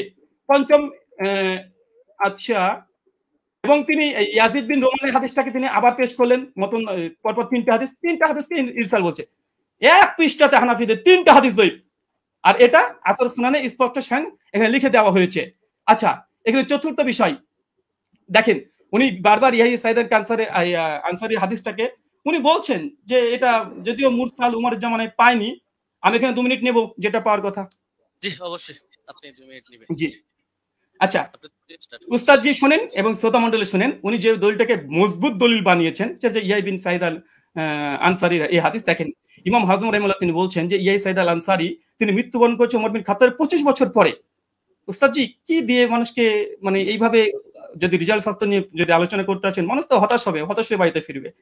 যে এমন একজন হাদিস বর্ণনা করলেন যে ওমর বিন খাত্তাবের জামানায় পেল না, এখন তো এটা প্রমাণই করতে পারলেন না সনদটাকে মুত্তাসিল, এখন পর্যন্ত প্রমাণ করতে পারলেন না। এটা আপনার জন্য আমি এবং উনি বলেন যে ওসুলকে নাকি চ্যালেঞ্জ করিনি, ওসুলকে চ্যালেঞ্জ করেছি। 2-4টে মুস্তালাহুল হাদিস মানে এই গোটা আলোচনার সারমর্ম এটাই হয়ে যাচ্ছে যে এখন মুরসাল হাদিস দলিল কি দলিল না, মুরসাল হাদিস দলিল কি দলিল না। আরে যদি তর্কের ক্ষেত্রে ধরে নি মুরসাল হাদিস দলিল, মুয়াত্তা মালিকের মতো গোল্ডেন চেনের সঙ্গে টেক্কা দিতে পারে? ধরেও নি ফর সেক অফ আর্গুমেন্ট, কোথায় কি আর কোথায় কি যে ধরেও নি। তারপরে দেখেন এখানে আরেকটা উনি বললেন যে ওমরের জামানাতে পড়ার কথা। যদি ওমরের জামানার কথা হয় আমরা তো দলিল দিয়ে দিতে পারবো যে ওমরের জামানাতে সাহাবীরা ইয়াহিয়া সাইদ আল কাত্তানের মতো সাহাবীরা তিনিও 11 রাকাত তারাবি পড়েছেন। এই মর্মে অনেকগুলো দলিল আমরা দেখিয়ে দিতে পারবো। আমি এক ঝলক শুধু দেখে দেবো, তিনি যেহেতু অনেক সাহাবীদের কথাও তিনি দলিল হিসেবে নিয়ে এসেছেন যে তারা কোন কোন জামানায় তারা পড়তো। আচ্ছা চলেন, আচ্ছা এখানে ইয়াহিয়া সাইদ আল আনসারীর যে রিওয়ায়াত নিয়ে এসেছে দেখেন, আমি এখানে 4 জন এখানে রেখে দিচ্ছি, এখানে 4 জনের নাম দেখেন। আচ্ছা, ইয়াহিয়া সাইদ আল আনসারী রাহিমাহুল্লাহ তিনিও বলছেন যে ওমরের জামানায় আমরা 20 টাকা তারাবি পড়তাম। ও ইয়াহিয়া সাইদ আল কাত্তান উনি যে দলিল দিয়েছে, আমি আরেকটা দলিল দিলাম খনন করার জন্য। উনি ইয়াহিয়া সাইদ আল কাত্তান যে দলিল যে এখানেও এর হচ্ছে মুসনাদ ইবনে আবি শাইবা 7671 নম্বর হাদিস, তিনিও বলছেন যে ইহিদা আশরাতা রাকা ওমরের জামানায় আমরা 11 রাকাত পড়তাম আলহামদুলিল্লাহ। আরেকটা দেখেন আব্দুল আজিজ ইবনে মুহাম্মদ তিনিও বলছেন যে ওমরের জামানায় আমরা 11 রাকাত পড়তাম। শেষ হয়েছে, 2 মিনিট। শুকরিয়া, জাযাকাল্লাহ খাইরান। অনেক অনেক ধন্যবাদ আপনাকে। আমি একটু দুঃখ প্রকাশ করে নিচ্ছি যে 2 আলোচকই আপনারা মাঝখানে কিছু আমার কাছে মনে হয়েছিল যে আপনাদের আলোচনাটা প্রাসঙ্গিক, যার কারণে ফতোয়া বিষয়টা নিয়ে আলী হাসান ওসামা আলোচনা করেছেন। এটাকে বিপরীত করে আবার ব্রাদার রাহুল হোসেন আপনিও ইমাম মালিকের কিছু বিষয় নিয়ে আসছিলেন। আমি বলবো যে আপনারা দুজনই জেনেছেন। তো যাই হোক, আমি একেবারে আলী হাসান ওসামা আপনার খণ্ডনের শেষ পর্ব, তারপরে আপনারা আর পাচ্ছেন না। তবে হ্যাঁ, এখানে আমরা আশা করবো বা রিকোয়েস্ট থাকবে যে প্রসঙ্গিকের মধ্যে আমরা কথা বলবো। জি জি, শোনা যাচ্ছে আমাকে? জি আপনাকে শোনা যাচ্ছে, আপনি বললে আমি টাইমটা স্টার্ট করে দেব। হ্যাঁ, শুরু করেন। জি ওকে, 9 সেকেন্ড 10 সেকেন্ড। হামিদান ওয়া মুসাল্লিয়ান ওয়া মুসাল্লিমা আম্মা বাদ। ব্রাদার রাহুল ভাইয়ের ব্যাপারে আমি একটা হতাশা প্রকাশ করছি। এই লিখিত সাজানো গোছানো ফরম্যাট দিয়ে আমার কথাগুলো খণ্ডন করতে চাইলে সবচাইতে বড় যে ঝামেলাটা আপনি করেছেন, আমি কথা বলি 50টা আর আপনি লিখিত ফরম্যাট থেকে সেই আগে চর্বিত চর্বণ যা সাজিয়ে রেখেছেন এবং 3 বছর থেকে বয়ানও যা বলছেন ওই সেগুলোই টেনে টেনে আপনি শুধু আগের কথাগুলোই করেন, অথচ অধিকাংশ পয়েন্ট আপনি কি বোঝেনই না না ইচ্ছাকৃত এড়িয়ে চলেন, আমি ধরতে পারি না। দ্বিতীয় বিষয় হলো আপনি বলেন আমি ফতোয়াটা নিচ্ছি, আমি কোনো প্রসঙ্গে ফতোয়াটা নিই, আমি উসুল বোঝানোর জন্য উদাহরণ দিয়েছি। ইমাম তিরমিজি রাহিমাহুল্লাহ কি মত দিয়েছেন, আলেমরা কি মত গ্রহণ করেছেন সেটা তো আমি বলিনি। আমি তো দেখিয়েছি ইমাম তিরমিজি এই বক্তব্যটা বলেছেন যে রুয়ান ওমর থেকে বর্ণিত হয়েছে 20 রাকাতের কথা, এই প্রসঙ্গে এনেছি। আপনি কথা না বুঝেই সেই লিখিত ফরম্যাটে খণ্ডন করতে গেলে এটা ভুল করবেন, শুধু আবেগী কথা দিয়ে তো হবে না। আর শুধু জুবায়ের আলী জাই, নাসিরউদ্দিন আলবানী রাহিমাহুল্লাহ ওনাদের শুধু হাওয়ালাগুলো থেকেই ওই কপি পেস্ট করে আপনি একটা ফরম্যাট সাজিয়ে রাখলে সব কথা খণ্ডন করতে পারবেন না। এখন আপনি বারবার বলছেন যে আপনি একটা সনদ দেখান যেটা ইনকিতা নাই। আরে ভাই, আপনি তো উসুলের আলোকে কথায় আসবেন। আপনি তো, আমি যে উসুলগুলো শোনালাম ইতিমধ্যে 8-10টা উসুল শোনানো হয়ে গেছে, আপনি উসুলেরই কোনো ধার ধারছেন না। আপনি মুরসাল নিয়ে শুধু মুকাদ্দিমায়ে মুসলিম থেকে একটা হাওয়ালা দিয়ে দিলেন, ব্যাস শেষ। যেন মুরসাল নিয়ে পৃথিবীতে আর কেউ কখনো কিছু বলেই নেই। তো যাই হোক, আমি এগুলোতে আসবো। আমি প্রথম শুরু করি, আপনি দাউদ বিন কায়েসের যেই বক্তব্যটা দিলেন, যে দাউদ বিন কায়েসের এই বক্তব্যের মধ্যে এখানে আদেশের কোনো কথা নেই। আসলে আপনি আরবি কতটুকু পারেন আমি জানি না, আপনি আরবি মতনগুলো পড়েন না, ইচ্ছাকৃত কিনা আমি জানি না, যে মতনের ভুল থেকে বাঁচার জন্য কিনা, হতে পারে, হলে হতেও পারে, অন্য হিকমত থাকতে পারে, সময় বাঁচানোর ব্যাপারে হতে পারে।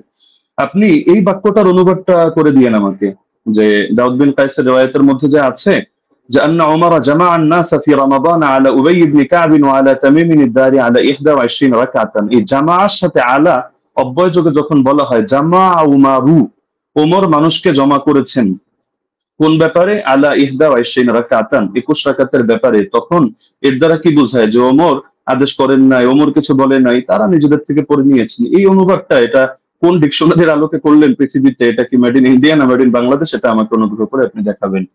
আর আপনি বললেন যে 8 জন বর্ণনা করেছেন, শুধু ওই 3 জনই না। আমি তো 3 জন প্রসঙ্গ আর 8 জন প্রসঙ্গে বলিনি। আমি তো কথাটা বলেছি এই প্রসঙ্গে যে ওনাদের বর্ণনাগুলোর মধ্যে ভিন্নতা আছে, ইস্তেরাব আছে, এই প্রসঙ্গে আমি কথাটা টেনেছি। আপনি মোহাম্মদ বিন ইসহাককে টানলেন এবং তাকে নিয়ে বড় করে কথা বললেন, অথচ মোহাম্মদ বিন ইসহাক তো আমি স্রেফ মনে হয় 5 সেকেন্ড একটা বাক্য হিসেবে, উদাহরণ হিসেবে দেখিয়েছি। আমি মূল আপনাকে সাংঘর্ষিক দাঁড় করিয়েছি দাউদ বিন কায়েসকে। দাউদ বিন কায়েসের এই সনদটাকে আপনার পক্ষে সম্ভব না এটাকে জয়ীফ বলে প্রমাণ করা, এটা সুনিশ্চিত ভাবে। আর আপনি শুধু এটা বারবার বলছিলেন যেখানে আদেশ কথা নাই, আদেশ কথা নাই। আপনি একই রকম কথার মধ্যে দেখেন না যে ইস্তেরাব আছে কিনা। আরে ভাই, এখানে তো আপনার এই জিনিসটা বুঝতে হবে যে ওনার থেকে যারা বর্ণনা করেছে কারো বর্ণনার সাথে কারো বর্ণনা মিল নেই। এক জায়গায় আদেশের কথা আছে, আরেক জায়গায় আদেশের কথা নেই। এক জায়গায় আমলের কথা আছে, আরেক জায়গায় আবার আমলের কথা নেই, শুধু আদেশের কথা। এখন আদেশ নিয়ে আপনি 8টা কেন, আদেশ নিয়ে শুধু দুটোই দেখতে পারবেন। ইমাম মালিকের যে সনদটা আনলেন সেখানে ইমাম মালিক রহমতুল্লাহ আলাইহি তার সনদের মধ্যে আছে যে তিনি আদেশ দিয়েছেন, আর দাউদ বিন কায়েসের মধ্যে আছে যে আদেশ দিয়েছেন। কিন্তু এখন দাউদ বিন কায়েসের এই সনদের মধ্যে জামা আলা এটা যোগ করলে অর্থ এটাই দাঁড়ায় যে ওমর মানুষকে 21 রাকাতের ব্যাপারে একত্রিত করেছেন। তাহলে এটা কিভাবে সম্ভব যে একই হাদিসের মধ্যে এক জায়গায় বলা হচ্ছে 21 রাকাত, আর এক জায়গায় বলা হচ্ছে 11 রাকাত? যদি হাদিস ভিন্ন ভিন্ন হতো, ভিন্ন ভিন্ন বর্ণনাকারী থেকে, আমরা তাহলে ধরতাম না এটা জামানার ভিন্নতা। লেকিন এরকম তো কোনো ব্যাপার ঘটেনি। সুতরাং এটা গায়ে পড়ে করা হয় না। আর সাত বর্ণনা কাকে বলে? দাউদ বিন কায়েসকে আপনি কোন পর্যায়ে দাঁড় করিয়ে আপনি সাজ এখানে বলবেন, বা আপনি এটাকে ওইটার সাথে সাংঘর্ষিক করবেন? যদি এক রেওয়ায়েতের মধ্যে সংখ্যা কম পাই আর এক রেওয়ায়েতের মধ্যে সংখ্যা বেশি পাই, তাহলে সেই ক্ষেত্রে কি হুকুম আছে? এটা তো আপনার ফতোয়ার আলোকেই করতে হবে। আপনি তো মন গড়া একটা বললে হবে না। আর কিছু কথা তো আপনি বলেছেন একদম মানে সনদ ছাড়া, যেগুলোর কোনো সনদই নেই। আপনি ইমাম মালিকের একটা ফতোয়া আনলেন, হলো তার এক শাগরেদ বলেছেন, তো তার শাগরেদ থেকে কি আপনি শুনেছেন না কিতাবের লেখক ডাইরেক্ট শুনেছে? মাঝখানে সনদগুলো গেল কোথায়? আর আপনি মাযহাব নিয়ে কথা বলতে চাইলে মাযহাবের ব্যাপারে মূলনীতিগুলো তো আপনার জানা থাকা দরকার। ধরেন মালিকি মাযহাব নিয়ে আমি 100টা মত পেলাম, তাহলে আমি কোন মতটা চূড়ান্ত ধরবো? এখন ইমাম মালিক থেকে একটা বিশুদ্ধ মত দেখাতে পারবেন না যে ইমাম মালিক রহমতুল্লাহ আলাইহি কোথাও আত্মাগাতের মতামত দিয়েছেন। আপনি হাফিজ ইবনে হাজার আসকালানী রহমতুল্লাহ আলাইহি, আপনাদেরও পছন্দের ব্যক্তিত্ব, তার কিতাব থেকেও আপনারা দেখে নিতে পারেন, অথবা তার হাওয়ালা আমি হুবহু বাক্য বলে দিচ্ছি। তিনি লিখেছেন ইতিমাদুহুম ফিল আহকাম ওয়াল ফাতওয়া আলা মা রাওয়াহু ইবনুল কাসিম আন মালিক সাওয়াউন ওয়াফাকা মা ফিল মুওয়াত্তা আম লা, যে ফতোয়া দেওয়ার ক্ষেত্রে, বিধিবিধান বর্ণনা করার ক্ষেত্রে ইবনুল কাসিম যেটা বর্ণনা করবে ইমাম মালিক থেকে সেটাই গ্রহণযোগ্য, এবং সেটা মুওয়াত্তা কিতাবের মধ্যে যা আছে তার সাথে মিলুক বা না মিলুক, এটা হলো মাযহাবের মূল ভিত্তি হিসেবে ধরা হবে। এটা তাজিলুল মানফা 4 নম্বর পৃষ্ঠার মধ্যে পেয়ে যাবেন। তো ওনার শাগরেদ ইবনুল কাসিম বলেন, ইবনে আইমান বলেন, তাদের থেকে কোথাও আপনি আত্রাগাতের দূরতম কথাও দেখাতে পারবেন না। আত্রাগাতের কথা আল্লামা আইনি যেটা এনেছেন, সৈয়দী যেটা এনেছেন, আপনি সৈয়দীটা তো আনেননি, এটা আপনার নজরে পড়ে নেই হয়তো, যে জায়গা থেকে কপি পেস্ট করেছেন। না হলে এর বিপরীতে আমি আপনাকে, যদি 100 চান আমি 100 হাওলা আপনাকে দিয়ে দিতে পারবো। যদি আপনি বলেছেন যে আলাদা ডিবেটের আয়োজন করলে, তো ঠিক আছে, করতে পারেন। তো ইমাম আইনি বলেছেন, ইমাম সৈয়দী বলেছেন, বেসনদ কথাবার্তা কোথাও দলিলযোগ্য হবে না। তো মোহাম্মদ বিন ইসহাক এখানে ফ্যাক্টর না, আর অন্য লোক ফ্যাক্টর না। আর আপনি বলছেন যে আমরা দেওবন্দিরা গায়ে পড়ে দাবি করি মুস্তারিদ, আর কেউ দাবি করে না কেন? আপনি তো আহলে হাদিস ঘরানার। তো আপনাদের পিস পাবলিকেশন থেকে বই প্রকাশিত হয়েছে রাসূল সাল্লাল্লাহু আলাইহি ওয়াসাল্লামের প্র্যাকটিক্যাল নামাজ কোরআন ও সহিহ হাদিসের আলোকে। এই বইয়ের 222 নম্বর পৃষ্ঠা থেকে আমি আপনাকে শোনাচ্ছি। তার শাসন আমলে, তার মানে ওমরের কথা চলছে, 11 রাকাত এবং 21 রাকাত তারাবি সালাত আদায়ের প্রমাণ পাওয়া যায়। সাহেব রাদিয়াল্লাহু আনহু তৃতীয় ছাত্র মুহাম্মদ ইবনে ইউসুফ উপরোক্ত কথাগুলোর বর্ণনাকারী হাদিসের মূল সূত্র অনুসারে একই রাবির একই বিষয়ে পৃথক পৃথক মত প্রকাশ করা বিশুদ্ধ হওয়ার অন্তরায়। সুতরাং বিশ্বাকাতের অভিন্ন মত গ্রহণ করাই যুক্তিসঙ্গত। তাহলে ইস্তিলাফের কথা, ইখতিলাফের কথা কি আমরা টানলাম নাকি আপনাদের লোকেরাও এটা টেনেছে? এটা তো আপনাদের স্পষ্টভাবে দেখা দরকার। আর আপনি বারবার শুধু এই প্রসঙ্গগুলো তো এখানে অপ্রাসঙ্গিক কথা টানলে হবে না, যে গোল্ডেন চেইন, আরে গোল্ডেন চেইন নাকি এটা ডায়মন্ডের চেইন নাকি হলো এটা রূপার চেইন, সেটা তো আমাদের দরকার না। আমাদের দরকার হলো আপনার এখানে 5টা জিনিস তো এক রাখতে হবে। আপনি শুধু আমাদের কথা প্রসঙ্গে বলছেন যে সনদের মধ্যে কোনো ইনকিতা নাই, আপনারা প্রমাণ করেন। আরে সনদের মধ্যে তো ইনকিতা বাস্তবেই নাই। আপনি যে ইনকিতা আপনার চোখে দেখতে পাচ্ছেন, এটা আপনার পড়াশোনা কম থাকার কারণে হচ্ছে। না হলে আমি তো উসুলের আলোকে দেখালাম, উসুলগুলো তো আপনি খণ্ডন করতে পারেননি এবং সম্ভব না। তো যার কারণে সনদের মধ্যে তো ইনকিতা নেই, তো শুধু গায়ের জোরে বললে তো হবে না। তো হাদিসটা যারা বলেছে হাদিস সহিহ হওয়ার জন্য এই 5টা শর্ত, সেই ইমামরাই, এটা অন্য কোনো ইমাম না। আমি আজিব গারিব কারো নাম টানি নাই বা আমাদের কোনো বড় হুজুরের নাম টানি নাই, তারাই এই মূলনীতিটা দাঁড় করিয়েছেন। তো সুতরাং এটাকে আপনি গায়ের জোরে অথবা চাপার জোরে বা একটা হাসি দিয়ে ফেলে দেওয়ার মতো বিষয় না। তো আবার কিছু আলোচনা টেনেছেন একেবারে অপ্রাসঙ্গিক, যেমন ওমর কাকে আদেশ দিয়েছেন। আচ্ছা, ওমর আপনাকে আদেশ দিল বা আমাকে আদেশ দিল, কাকে আদেশ দিল এটার সাথে কোন বিষয়ের সম্পর্ক? এখন রাজুলান, এই রাজুলান শব্দটা যদি এমন হয় যে পৃথিবীর কেউ কোনোদিন জানতে পারলো না যে রাজুলানটাকে উবাই বিন কাব নাকি তামিম দারি নাকি অন্য কোনো সাহাবী, এটা কি সমস্যা? আমাদের তো আলোচ্য বিষয় এটা, ওমর রাদিয়াল্লাহু আনহু তিনি কত রাকাতের আদেশ করেছেন, 8 নাকি 20। 8-এর পক্ষে আপনি যে দলিল দিয়েছেন সেই দলিলটা মুস্তারিব একটা রিওয়ায়াত, যে রিওয়ায়াতটা গ্রহণযোগ্য না। আপনাদের কিতাবের মধ্যেই লেখা আছে যে না, এই রিওয়ায়াতটা দলিলযোগ্য হয় না। তো সুতরাং এটা তো আমাদের এখানে টেনে লাভ নেই। তার মধ্যে আরো কিছু আলোচনা টেনেছেন একেবারে প্রাসঙ্গিক, যে এমন জিনিস দেখান, অমুকের আগে কে করেছে, তমুকের আগে কে করেছে, মাদানী রাওয়ি, সিলসিলাতুল জাহাবিয়া, গোল্ডেন চেইন ইত্যাদি। এগুলো দেখানো না দেখানো তো মূল বিষয় না। আপনি অপ্রাসঙ্গিক প্রশ্ন আমিও চাইলে আপনাকে 100টা করতে পারি, কিন্তু আমি পূর্বের অংশগুলোতে একটা অপ্রাসঙ্গিক কথা বলিনি। অতি অল্প সময়ের মধ্যে শুধু আপনাকে আমি মূলনীতিগুলো বলেছি, লেকিন আপনি যেহেতু আগে একটা ফরম্যাট সাজিয়ে এনেছেন, তো যার কারণে মূলনীতিগুলো আপনি করেননি। এই যে আবু জাফরকে নিয়ে আপনি মাঝখান থেকে কথা প্রসঙ্গে টেনেছেন, যদি আমি এগুলো মূল দলিল দেইনি। আরো মজার বিষয় হলো আপনি এমন কিছু খণ্ডন করে দিয়েছেন যেটা আমি বলিই নাই। আবার আমি যেটা বলেছি এমন অধিকাংশ পয়েন্ট দিয়েছেন বাদ দিয়ে কয়েকটা রিওয়ায়াত বললেন যে আপনি এটা বলেছেন, আমি হতাশ, অথচ এটার জবাব এটা, অথচ সেটা আমি বলিনি। তো মাঝখানে আবু জাফরকে টেনে এনেও আপনি দাঁড় করিয়ে দিলেন যে আবু জাফর এটা সর্বসম্মতিক্রমে যায়িফ, কিছু কারণও টানলেন, অথচ আবু জাফর মুখতালাফ ফিহি যায়িফ না। যদিও এটা মূল আলোচনা, প্রাসঙ্গিক ভাবে বলছি, মুখতালাফ ফিহি যায়িফ না, তাকে নিয়ে ইখতিলাফ হওয়া ভিন্ন জিনিস আর চূড়ান্ত ভাবে যায়িফ হিসেবে স্বীকৃত হওয়া ভিন্ন জিনিস।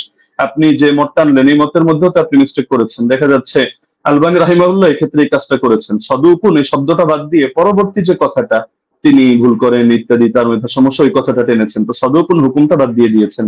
অথচ আবু জাফরকে নিয়ে যদি দেখেন, ইয়াহয়া ইবনে মাইন সিকা বলেছেন, ইবনু আবি মারিয়াম বলেছেন তার হাদিস লেখা যাবে, সমস্যা নেই। ইবনুল মাদিনী বলেছেন সে আমাদের দৃষ্টিতে সিকা। ইবনু আম্মার মাউসিলি বলেছেন সিকা। আবু হাতিম বলেছেন সিকা, সাদুক, সালিহুল হাদিস। জাকারিয়া সাজু বলেছেন সাদুকুন লাইসা বিমুতকিনিন। ইবনু আদি বলেছেন লাহু আহাদিসু সালিহা ওয়াকাদ রাওয়া আনহু الناس واحاديثها عامتها مستقيمه وارجو انه لا باس به। ইবনু সাদ বলেছেন কানা সিকা। হাকিম বলেছেন সিকা। ইবনু আব্দুল বার বলেছেন হুয়া ইনদাহুম সিকা আলিমুন বিতাফসিরুল কোরআন। এগুলো আরো দেখতে পারেন আপনি তাহযিবুত তাহযিব 10 নম্বর খণ্ড 62 নম্বর পৃষ্ঠা। তো আবার তার থেকে কি কি দুর্বল বর্ণনা, এগুলো আলাদা লিস্ট আপনি পাবেন হাফিজ ইবনে আদির কিতাবের মধ্যে, আল কামিল, যেটা 5 নম্বর খণ্ড 255 পৃষ্ঠা। সেখানে দেখবেন এই তারাবি সংক্রান্ত রিওয়ায়াতটা তিনি টানেননি। তো বারবার আপনি মুরসালি গায়ের জোরে মুরসাল সাব্যস্ত করে দিয়েই কথা তো শেষ না। আমরা যে মূলনীতিগুলো বললাম, আর এটাও আমরা দেখালাম যে সনদ কোথাও সহি না হওয়ার পরও সেই ক্ষেত্রে আপনার হুকুম আরোপ করে দেওয়া হয় যে এই জিনিসটা যেহেতু উম্মতের ব্যাপক আমলের মধ্যে আছে, কখনো কখনো সেটাকে আমলযোগ্য বানিয়ে দেওয়া হয়। এটা মানে ইমামদের সর্বসম্মত একটা উসুল, যদি আমরা এগুলোকে কোনোটাকে মূল ধরি নেই। আপনি তো এখানে বলতে চাচ্ছেন আপনার মূল কথাই এটা যে ইয়াহইয়া বিন সাঈদ হয়তো কোন আলতু ফালতু রাওয়ীর থেকে এনেছেন এবং হাদিসের মধ্যে একটা দুর্বলতা তৈরি হয়েছে, অথচ প্রথম ধাপের মূলনীতিগুলোর মধ্যে আমরা যা বলেছি এখানে আপনার কথাগুলো খণ্ডন হয়ে যায়।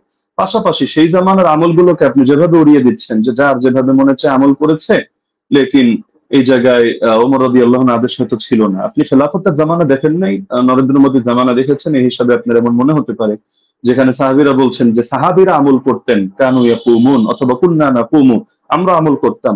তো তারা সকলে আমল করতেন আর খলিফা এখানে কিছুই জানতো না, কিন্তু কোন বাড়িতে কি হচ্ছে না হচ্ছে এরকম সূক্ষ্ম অনেক বিষয় পর্যন্ত খলিফা জেনে যাচ্ছে।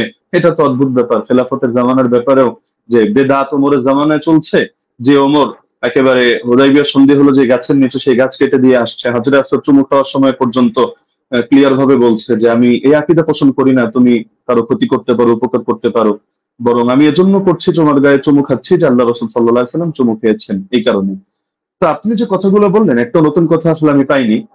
এগুলো হাফেজ জুবাইর আলী জাহিদ কিতাব যদি কেউ পড়ে বা শাইখ আলবানী সালাতুত তারাবি পড়ে অথবা আপনার আব্দুর রহমান মোবারকপুরি সাহেবের কিতাবগুলো পড়ে, ব্যাস ওই যা বলেছে আপনিও ঘুরে ফিরে সেই কথাগুলোই বলেছেন। বাকি মজার একটা বিষয় হলো আমি এমন অনেক উসুল টেনেছি যেটা হয়তো আপনার কমন পড়ে নাই, তো যার কারণে আপনি এই জিনিসগুলোকে পুরো স্কিপ করে চলে যাচ্ছেন। তাইসির মুস্তালাহিল হাদিস, আর এই পৃথিবীর ইতিহাসে হাদিসের ইস্তালা নিয়ে কি এই কিতাবটা এই মাত্র কয়দিন আগে লেখা হলো? এর আগে ১,৫০০ বছরে হাদিসের ইস্তালার উপরে কোনো কিতাব লেখা হয়নি। আপনি মুরসালের সংজ্ঞা দেখাচ্ছেন যে মুনকাতি হাদিস কারো মতে গ্রহণযোগ্য না। আচ্ছা কোন পর্যায়ে মুনকাতি গ্রহণযোগ্য না? খালি শিরোনাম দিয়ে হুকুম লাগিয়ে দিলেই হয়? তাহলে তো ঈমান ভঙ্গের কারণ যে 10টা শেখ মোহাম্মদ বিন আব্দুল ওয়াহাব নজদি রাহিমাহুল্লাহ থেকে বর্ণিত আছে, এগুলো শিখে সবাই খারিজি হবে এভাবে যে যে জাদু করে ব্যাস সেই কাফের হয়ে গিয়েছে, যে কাফেরদেরকে মুসলমানদের বিরুদ্ধে সাহায্য করে, কোনো শর্ত নাই, কোনো হদ নাই, কোনো কয়েদ নাই, ভালোভাবে কাফের হয়ে গিয়েছে। তো এভাবে শিরোনাম দেখলে তো মুশকিল, এগুলোর ব্যাখ্যা তো ইমামদের থেকেই নিতে হবে, বক্তব্য যাদের থেকে নেবেন আপনার বক্তব্যের ব্যাখ্যাও তো তাদের থেকে নিতে হবে। আর আপনি বললেন যে আমি কথা প্রসঙ্গে মেনে নিয়েছি যে ওমর রাদিয়াল্লাহু তাআলা আনহু তিনি শুরুতে 11 রাকাতের আদেশ দিয়েছিলেন। এটাও তো আমি আমার বাক্যগুলোকে খেয়াল করেন না, আমি কি বোঝেন না, আমি ধরতে পারি না? নাকি আপনি পয়েন্টগুলো নোট আউট মানে লিখে না রাখার কারণে এমন ঝামেলা হচ্ছে সেটাও বুঝতে পারি না। যে দেখা যাচ্ছে যে এটা তো আমি বলেছি তর্কের ক্ষেত্রে যদি মানে অনেক কথা আমি দুই ভাবে জবাব দিয়েছি, জবাব ইলজামি, জবাব তাসলিমি, ইলমি উসুলের আলোকে। তো দুই ভাবে জবাব দেওয়ার কারণে আপনি আগের পরের কথা বাদ দিয়ে মাঝখান থেকে একটা অংশ টান দিলে তো হবে না। আর কোন মুনকাতি, কোন মুরসাল, কোন ক্ষেত্রে কি হুকুমে যাবে এটা তো আপনাকে শাস্ত্রীয় আলোকে বুঝতে হবে। আপনি যে কোনো জিনিস শুধু একটা বাস গোল্ডেন চেইন, মাদানী রাউই অথবা বুখারী মুসলিমের শর্তে উন্নীত ইত্যাদি ইত্যাদি একটা বলে দিলেন, ব্যাস হয়ে গেল। বিষয়টা এমন না, যেহেতু আলোচনা আমাদের শাস্ত্রীয় বিষয়, এটা কোনো মাযহাবী তাকলিদি বিষয় না যে মুখোমুখি রেফারেন্সে আমাদের কথা বলতে হবে। ইবনে উসাইমিনের হাওয়ালায় আপনি বললেন যে আমি কয়েকটা কথা টেনেছি, ওইখানে আমি ইবনে উসাইমিনের হাওলায় টানি না, শেখ সালেহ আল মুনাজ্জিদের হাওলায় টেনেছি। এটা আবেগে আপনি কয়েকবার এটা উচ্চারণ করেছেন। আর এখানে আমি তার ফতোয়া দেখাইনি, আমি এখানে ফতোয়া উল্লেখ করার জন্য বসিও নেই আপনার সামনে। এখানে আমি দেখিয়েছি যে তারা সকলে বি আমরিহি, অর্থাৎ এটা যে ওমরের আদেশে হয়েছে এই বিষয়টা তারা অস্বীকার করে নিয়েছেন। তো সুতরাং মানে যে জিনিসগুলো আপনার স্পষ্ট, তো সেই জিনিসগুলোকে গায়ের জোরে তো আপনি প্রমাণ করে নিতে পারবেন না যে না এই জিনিসটা এই প্রশ্ন আমি আপনাকে ছুড়ে দিলাম, এটার জবাব দেন, ওটার জবাব দেন, ওটার জবাব দেন, না দিলে বেশ তাহলে সাব্যস্ত হলো আমার কথাই সহি। বিষয়টা তো এমন না, শাস্ত্রীয় মূলনীতি। আপনি এই আলোচনা শেষ হওয়ার পর ঠান্ডা মাথায় বসেন, আমি নতুন কোনো কথা আপনাকে ছুড়ে দিচ্ছি না, যেহেতু আপনি খণ্ডন করার সময় পাবেন না, এটা আসলে আদবের দাবি না। ছুড়লে আমি ছুটতে পারি, আপনি ভবিষ্যৎবাণী করে দিয়েছেন যে এমন কৌশল হয়তো আপনি করবেন, আমরাও বুঝি না, এত বোঝার দরকার নেই। আহ আমার ব্যাপারে খারাপ ধারণা আপনি অযৌক্তিকভাবে রাখারও কোনো কারণ নেই। আর আমি তো আপনার মতো পুরোনো ডিবেটারও না যে এখানে ডিবেটের কৌশল খাটিয়ে আমি আপনাকে পরাজিত বা অপমানিত বা লাঞ্ছিত করতে চাবো না। আপনি আমার দিনী ভাই, মহাব্বতের ভাই। আপনি কাফের মুশরিকদের বিরুদ্ধে যে কাজ করেন আমি এগুলোকে শ্রদ্ধা করি এবং উৎসাহ দিই, দোয়াও করি। আগামী তো আমি আশা রাখি আপনি কাজগুলো কন্টিনিউ করবেন। তো সুতরাং আপনার সাথে আমার কোনো দ্বন্দ্ব নেই, কোনো ভিন্ন কিছুও নেই। আল ওয়ালা আল বারা, এই আকীদাই তো আমরা ইসলাম থেকে লালন করি। তো সুতরাং অপ্রাসঙ্গিক কথা না টেনে আপনি মূলনীতির আলোকে বিষয়গুলো বোঝেন। প্রয়োজনে আপনি এই ভিডিওটা এটা শেষ হওয়ার পরও লাইভ স্ট্রিমিং আপনি ঠান্ডা মতো 10 বার শোনেন, 20 বার শোনেন, প্রয়োজনে মুযাকারা করেন। কোন ভুল যদি আপনার কাছে মনে হয় আপনি স্বীকার করে নেন, সমস্যা নেই। আর যদি মনে হয় না ভুল না আপনারটা সঠিক, ঠিক আছে আপনি স্থির থাকেন। বাকি সারা দেশ তো দেখছে, তারা বিষয়গুলো সঠিকভাবে বিবেচনা করবে। আমরা তো এখানে কোনো বিচারক নির্ধারণ করে বসিনি। তো যার কারণে পুরো দেশ এটা কমন সেন্স দিয়ে বিবেচনা করবে। জাযাকাল্লাহ, আমি সেকেন্ড সময় অতিরিক্ত নিচ্ছি না। জি, মুফতি আলী ওসামা, আপনি চাইলে 2 মিনিট ইউজ ব্যবহার করতে পারতেন, বাদবাকি আপনি না, করেননি। ব্রাদার রাহুল বলেন। যে আমাদের খণ্ডন যে 2টি পর্ব ছিল, 2টি শেষ হয়েছে। এখন আপনারা শুধু 5 মিনিট করে সময় পাবেন। এটা হচ্ছে রিভিউ পর্ব, অনুসংখ্য পর্ব। এই পর্বে আপনারা 5 মিনিট করে আলোচনা করতে পারবেন। নতুন কোনো তথ্য আপনারা অ্যাড করতে পারবেন না এই পর্বে। হ্যাঁ, আমি ব্রাদার রাহুল হোসেন আপনার কাছে যাব এবং আপনি বললে আমি আপনার টাইমটা শুরু করব। জি, শুরু করুন। জি, সো বিসমিল্লাহ। তো শেষ থেকে শুরু করি। ওস্তাদ জি বারবার কয়েকবার অভিযোগ করলেন বারংবার যে আমি জুবাইর আলী যাই আর আলবানির বই পড়ে এসে বসে পড়েছি। কার বই থেকে ইলম নিয়েছি? সালাফদের থেকে তো আমরা ইলম দেবো, তাই তো? আলেমদের কাছ থেকে, কোনো জাহেলের কাছ থেকে তো নিইনি, তাই না? আমি তো আপনাকে বলতে পারি যে মৌলানা আব্দুল মালিক সাহেবের বই থেকে ঢের প্রমাণ দেখিয়েছি। তো তার কাছ থেকে আর নিয়েছি, আপনার কাছ থেকে জ্ঞান নিই। বিভিন্ন জায়গা থেকে জ্ঞান নিই, আমি জ্ঞান আমার উপরে এলহাম আসবে না, এটা অন্তত আপনি মানেন যে আমার প্রতি এলহাম আসবে না। আলেম ওলামাদের বই পড়েই আমাদের এখানে আসছে, এসে আলোচনা করা, এখানে তো এতরাজ করার অভিযোগ মানে আমি বুঝলাম না। 2 নম্বর তিনি বললেন যে আমি নাকি এমন কিছু অভিযোগের জবাব দিয়েছি, যেহেতু আগে থেকে স্লাইড তৈরি করে রেখেছি এই জন্য নাকি আমি তাল খুঁয়ে ফেলেছি। আমি অবাক হয়েছি, যে ভাবলাম যে ওস্তাদজি হয়তো অনেক কিছু মানে একদম ইলমে হাদিসের অনেক কিছু নিয়ে আসবে, এসে আমি অবাক হয়েছি, না কিছুই নিয়ে আসেনি, একটা মুত্তাসিল সনদই পেশ করতে পারেনি। তার জন্য আমি অনেক কিছু ভেবে অনেক কিছু রেডি করে গেছি, দুর্ভাগ্য যে আমি যা রেডি করেছি তার 30% দলিল দিতে পারিনি। আমি একদম নিশ্চিত আমি যদি আজকে ওসামা যে উস্তাদজির মানে ওসমার জায়গাতে থাকতাম, উস্তাদজির পক্ষে থাকতাম, তাহলে আমি এর চাইতে ঢের দলিল লাগাতে পারতাম, ঢের দলিল লাগাতে পারতাম। আমার কাছে 20 টাকার পক্ষে আরো অনেক দলিল ছিল, অনেক দলিল, কিন্তু উস্তাদজি দিতে পারেনি না দেয়নি না কি আমি বুঝলাম না। তো যাই হোক, সেটা একটা আলাদা বিষয়। এখানে লাস্টে তিনি ঘুরে দিলেন যে এটা ইনকেতা কেমন ইনকেতা। জি, আপনার চেয়ে অনেক বড় বড় উস্তাদজিরাই তো আমাকে শিখে দিয়েছে এটা ইনকেতা। যেন দলিল নামাজে মাসাল বই তো দেখালাম, তিনি ইনকেতা স্বীকার করে নিয়েছেন, মুরসাল স্বীকার করে নিয়েছেন। জাফর আহমদ উসমানী বলছে মুরসাল ইনকেতা আছে, বিচ্ছিন্নতা আছে। আমি আপনার পরিষ্কার চ্যালেঞ্জ করেছি, জবাব আপনি এখন পর্যন্ত দিচ্ছেন না। যে হাদিস সহিহ হওয়ার জন্য 5টা শর্ত, প্রথম শর্ত হাদিস মুত্তাসিল হতে হবে। হাদিস কি মুত্তাসিল না, বিচ্ছিন্ন ঘটেছে, ওলামারা স্বীকার করে নিয়েছে। আজ যদি আপনি অস্বীকার করতে চান, জনসাধারণ দেখছে এমন খেয়ানত অন্তত করাটা উচিত নয়। যেখানে আমাদের মৌলানা আব্দুল মালিক আব্দুল মতিন সাহেব স্বীকার করে নিয়েছে ইনকেতা ঘটেছে, আর আপনি এসে বলছেন যে ইনকেতা ঘটেনি, ইনকেতা ঘটেছে তারা মূর্খ। এখন মৌলানা আব্দুল মালিক মতিনকে যদি মূর্খ বলতে চাই বলতে পারবে, তবে আমি বলতে চাই না। 3 নম্বর তিনি বললেন যে দাউদ বিন কায়েসের হাদিসের জমা হওয়ার কথা আছে, ধরে নিলাম আচ্ছা আছে, জমা হওয়ার কথা আছে। আচ্ছা ওস্তাদ জি, এটা কি ইনসাফ? মোহাম্মদ বিন ইউসুফ থেকে টোটাল 8 জন বর্ণনা করছে তারাবি রাকাত, 5 জন বর্ণনা করছে 1 রাকাতের পক্ষে, এই 6 জন, আর মাত্র দাউদ বিন কায়েস বলছে 11 রাকাত। তাহলে 7 যদি হয় কোনটা হবে? দাউদ বিন কায়েসের বিরুদ্ধে মোহাম্মদ বিন ইউসুফের 5 জন শাগিরদ আছে, এই 5 জনকে উড়িয়ে দিয়ে দাউদ বিন কায়েসের হাদিসটা আপনি গ্রহণ করতে চাচ্ছেন? এটা কোথাকার রাসূল, একটু আমাকে জানিয়ে দিবেন। আর 2, দাউদ বিন কায়েসের আমি আরেকটা অংশ বলেছি, ওটা আপনি হয়তো হজম করতে পারেননি, কারণ এই দলিলটা নতুন আপনার কাছে, বুঝতে পারেননি। আমি বলেছিলাম যে দাউদ বিন কায়েস তিনি আরেকজন তার ছাত্রের কাছে ইমাম ফারাবির কিতাব সিয়াম থেকে দলিল দিয়েছি, যে তিনি বলেছেন উমর রমজান মাসে তারাবির জামাত শুরু করেছে, কত রাকাত উল্লেখ নেই। এবং মুসান্নাফ আব্দুর রাজ্জাক ওই সনদেই ওখানে আছে দাউদ বিন কায়েস ওয়া গায়রহু, এবং আরেকজন বর্ণনা করছে, কে বর্ণনা করছে উল্লেখ নেই। এখানে দাউদ বিন কায়েস রাহিমাহুল্লাহ তিনি অন্য ছাত্রকে বলছে কোন রাকাতের কথা উল্লেখ করেনি। তাই যদি সাজ হতে হয় 21 টাকাতে বর্ণনা সাজ, কেন দাউদ বিন কায়েসের বিরুদ্ধে 5 জন 1 রাকাত বর্ণনা করেছে। ইয়াইয়া সাইদ আল কাত্তানের মতো রাবি আছে, কাকে চাই আর কে দরকার? আর ইয়াইয়া সাইদ কাত্তান এর মতন ব্যক্তি আছে, তারপর অন্য কাউকে দরকার? 5 জন। তাই দাউদ বিন কায়েসের হাদিসই জয়ীফ হবে, সাজ হবে মোহাম্মদ বিন ইউসুফ থেকে, বাকি 5 জনের হাদিস কোনোভাবেই না দাউদ বিন কায়েসের হাদিস। অতএব মানে এই হাদিসে এসে সাজ হওয়ার কারণে জয়ীফ, প্রথম কথা। এখানে বলছেন যে ইমাম মালিক থেকে নাকি আমি প্রমাণ পেশ করতে পারবো না, যে ইমাম মালিকের ছাত্ররা, কারণ যে মাযহাবের আমি মত বর্ণনা করব সেই মাযহাবের ইমাম থেকে দেখাতে হবে। আমি মনে ভুলে গেছেন, আপনি যে কাসেম থেকে বর্ণনা পেশ করেছেন, ওই কাসেম থেকে দেখে দিয়েছি। ইবনুল কাসিম ইমাম মালিকের ছাত্র সাং বলছে যে ইমাম মালিকের যুগে 36 রাকাত হতো, কিন্তু ইমাম ইবনে কাসিম নিজেই বলছে যে আমি ইমাম মালিক বলেছেন যে ফি নাফসি, আমার জন্য ইহিদ আশারা, আমি 1 রাকাতকে গ্রহণ করেছি। মানুষ কি পড়ছে ইমাম মালিকের জামানায়। ইমাম মালিক কত গ্রহণ করেছে? কত? তিনি 1 রাকাত। আমি আপনাকে 2-3টে প্রমাণ দেখেছি। বদরুদ্দিন আইনের কথা বলেছেন, বলছে সনদবিহীন। সনদবিহীনের কথা যদি আসে গোটা ফিকে হানাফিকে ডিস্ট্রাক্ট করে দেওয়া যায়, অন্তত এরকম এসে বেইনসাফি করবেন না। আর এখানে আরেকটা বিষয়, যে উনি বললেন যে আমি আবু জাফর রাজিকে নিয়ে কিছু কথা বলেছি, উনি নাকি দলিল পেশি করেনি। ওস্তাদ জি একটু মাঝে মধ্যে পানি খাবেন, তাহলে একটু সিটিটা একটু ভালো থাকবে। আপনি বলে দিয়েছেন ঝুলে, মনে নেই? আপনি বলেছেন আবুল আলিয়ার হাদিস আছে। আবুল আলিয়ার হাদিসের রাবি কে? আবুল আলিয়ার হাদিস মুক্তারা আল হাদিসুল মুক্তারার মধ্যে আবু জাফর রাজি আছে। তাই বুঝি মাঝে মধ্যে একটু পানি খাবেন। আপনারা হয়তো অনেক পড়াশোনা করেন, মাঝে মধ্যে অনেক কিছু আছে দিয়ে মানে কি বলছি কি বলছে হয়তো এগুলো শুনতে পাচ্ছেন না। তো সর্বোপরি কথা হচ্ছে এটা, মুয়াত্তা মালিকের যে হাদিস আলহামদুলিল্লাহ গোল্ডেন চেন, এবং মতনের উপরে যে অভিযোগ করেছিলেন যে দাউদ বিন কায়েসের কারণে জয়ীফ, দাউদ বিন কায়েসের হাদিসে সাজ, ইমাম মালিক মুয়াত্তা মালিকের হাদিসের পক্ষে 7 জন আর হাদিস বর্ণনা করছে আলহামদুলিল্লাহ। আর 2 নম্বর, ওস্তাদজি যতগুলো দলিল দিয়েছে সব সনদে ইনকেতা আছে। উনি এটাকে যতই জোর করে প্রমাণ করার চেষ্টা করুক যেটা ইনকেতা সনদ গ্রহণযোগ্য, আমিও প্রমাণ করে 4 জন মুহাদ্দিসের কথা নকল করেছি।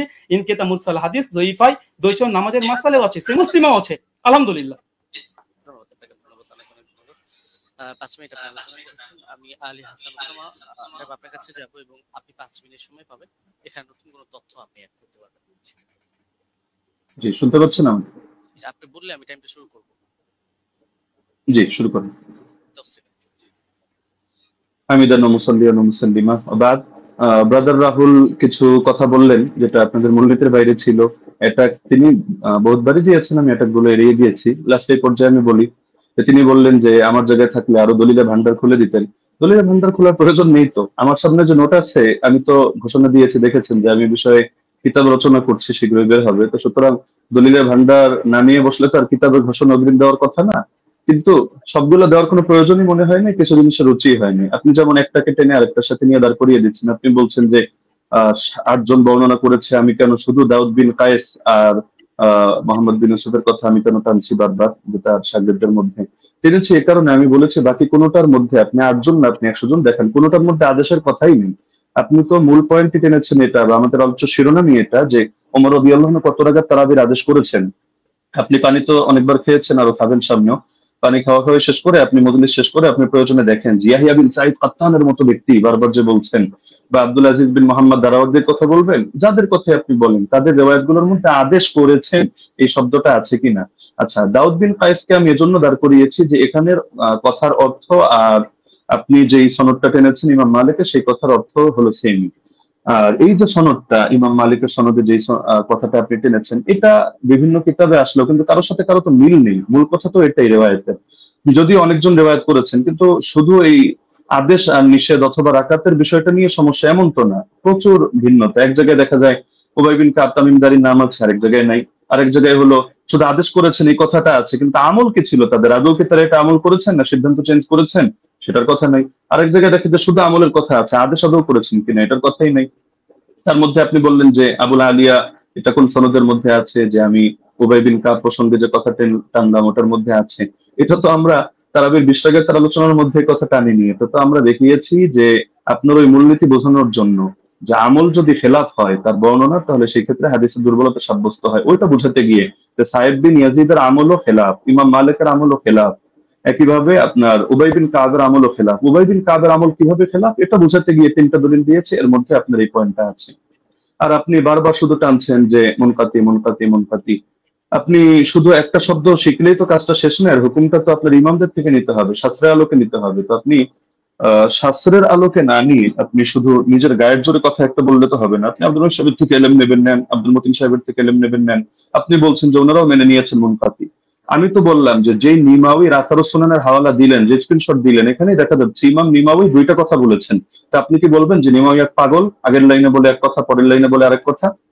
আগের লাইনে বলে আসছে মুরসাল, পরের লাইনে বললো যে না এগুলোকে মুরসাল ধরা হয় না, মুত্তাসিল ধরা হয়। তো বলেন ইমাম নিমাউই একটা পাগল যে তিনি আসারুস সুনান এই কিতাবের মধ্যে মূর্খতার পরিচয় দিয়েছেন? না, এখানে আপনাকে বুঝতে হবে যে আমি এই শব্দ বলেছি, একটা জাহেরি বিবেচনা, একটা হলো হাকিকি বিবেচনা। এই পার্থক্যগুলো না বুঝে আপনি আলোচনার মধ্যে তো এভাবে বসলে তো মুশকিল। এজন্যই অনেকে নিষেধ করেছে যে আসলে শাস্ত্রের আলোচনা যেহেতু, শাস্ত্রজ্ঞ ব্যক্তি ছাড়া এটা বলাও মুশকিল, বোঝানো মুশকিল। তো আমি আলোচনাটা আসলে শুধু ব্যক্তি আপনার জন্যই করেছি এমন না, বরঞ্চ এটা সারা দেশের জন্য আলোচনা করা। যদি আমরা জানি যারা দলান্ধ, উভয় পক্ষে, আমি আপনাকে ইন্ডিকেট করে কোনো খারাপ কিছু মিন করছি না, দলান্ধরা কখনো তাদের মাসলা পরিবর্তন করে না। এটা জিবরিল আমিন যদি নাজিল হয়ে বলে তাও করবে না, এটাই দুনিয়ার আমাদের স্বাভাবিক অভিজ্ঞতা। তবে শাস্ত্র বোঝার মতো যোগ্যতা যদি কারো থাকে, তাহলে আপনার আলোচনা আমার আলোচনা সবগুলো নিরপেক্ষভাবে বসে কেউ যদি বিবেচনা করে, সেই ক্ষেত্রে সিদ্ধান্ত নিতে পারবে, কোনো সমস্যার কিছু নেই। এটা নিয়ে আলাদা করে আমারও মন্তব্য করার কিছু নেই, আপনারও মন্তব্য করার কিছু নেই। মন্তব্য এটা জাতি করবে। এখন আমি যদি গায়ের জোরে একটা মন্তব্য করি, আপনি যদি গায়ের জোরে একটা মন্তব্য করেন, এটা ঘুরে ফিরে সে চর্বিত চর্বণ কথাই হবে। এটা জাতি তারা রিভিউ দিতে পারবে, তারা আলোচনা করতে পারবে। আর আপনি ইমাম মালিক রাহিমাহুল্লাহ সূত্রে ইবনুল কাসেমের থেকে যে বর্ণনাটা আনলেন, আমি তো এটা বলেছি যে এটা নিয়ে যদি আপনি আলোচনায় বসতে চান তাহলে স্বাগতম আপনাকে। আমরা কত শত আপনার রেফারেন্স দরকার আমরা দেখিয়ে দিব যে ইমাম মালিক রহমাতুল্লাহ আলাইহি থেকে সির্ফ 2টা মত আছে। আমি দায়িত্ববোধের সাথে বলছি, একটা হলো 36 রাকাতের আর আরেকটা হলো 20 রাকাতের। 8 রাকাত পড়েছেন উনি, অথবা পড়াকে পছন্দ করতেন, অথবা তার মাযহাবের ব্যাপারে এটা ফতোয়া জারি করেছেন, এটা আপনি প্রমাণ করতে পারবেন না। হ্যাঁ, এখন বিভিন্ন কিতাবে বিচ্ছিন্নভাবে বিভিন্ন বক্তব্য আসতে পারে, এটা আপনিও জানেন। ইমাম ইবনুল হুমামের বক্তব্য যদি আপনি দাঁড় করান তারাবির ব্যাপারে, তাহলে দেখা যাবে আরেক ইমামের বক্তব্য দ্বারাই তার খণ্ডন হবে। তো এগুলো তো কিতাবের মধ্যে বহুত কিছুই থাকবে। শাস্ত্রের কাজই তো এটা, আপনি কিতাব থেকে কিভাবে আলাদা আলাদা করে বুঝবেন এই জিনিসটা আপনাকে হাসিল করতে হবে। আর আপনি যে কথাটা বললেন মুরসালের হুকুমটা সহিহ মুসলিম থেকে, যেহেতু সময় প্রায় শেষ আমি এটা বলার সুযোগ নেই, আমি আপনাকে রেফারেন্সটা দিয়ে দিচ্ছি। শারহ ইলাল তিরমিজি 1 নম্বর খণ্ড 543 পৃষ্ঠা থেকে আপনি এটা দেখে নেবেন যে আসলে এই মুরসালকে ঢালাওভাবে অগ্রহণযোগ্য কিনা। না, অগ্রহণযোগ্য না, এই কথাটা একটা বেদাতি কথা। তো এটা কিভাবে কি আমি আর সময় নিচ্ছি না, আপনি দেখে নিয়েন শারহ ইলাল তিরমিজি থেকে।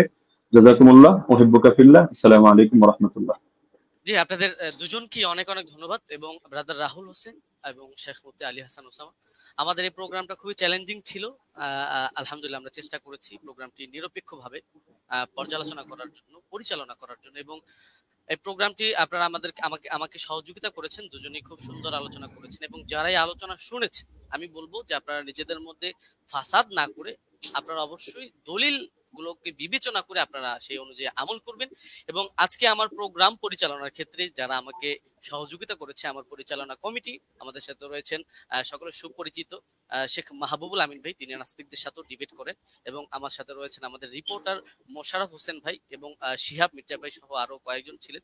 সকলকে ধন্যবাদ জানাই, এবং সর্বোপরি আমি প্রোগ্রামটি শেষ করব, শুধু শেষ কথা বলবো যে আমরা সকলেই নিজেদের মধ্যে মতানৈক্যকে দ্বন্দ্ব হিসাবে না নিয়ে আমরা নিজেদের যে মতের পার্থক্য আছে সেটাকে সুন্দরভাবে বিবেচনা করে আমরা উগ্রতা না করে নিজেদের সুন্দর মন মানসিকতায় মেনে নিই। এ পর্যন্তই আমি বলবো, এবং শেষ করব। শেখ মুফতি আলী হাসান ওসামা হাফিজাহুল্লাহ এবং ব্রাদার রাহুল হোসেন হাফিজাহুল্লাহ, আপনাদের দুজনের জন্য অনেক অনেক শুভকামনা রইল। আপনারা ভালো থাকবেন, সুস্থ থাকবেন। এতক্ষণ পর্যন্ত দর্শক যারা আমাদেরকে দেখেছেন, সময় দিয়েছেন, আপনাদেরকেও অনেক অনেক ধন্যবাদ। আজকের মতো বিদায় নিচ্ছি। আসসালামু আলাইকুম ওয়া রাহমাতুল্লাহি ওয়া বারাকাতুহু। ওয়া আলাইকুম আসসালাম।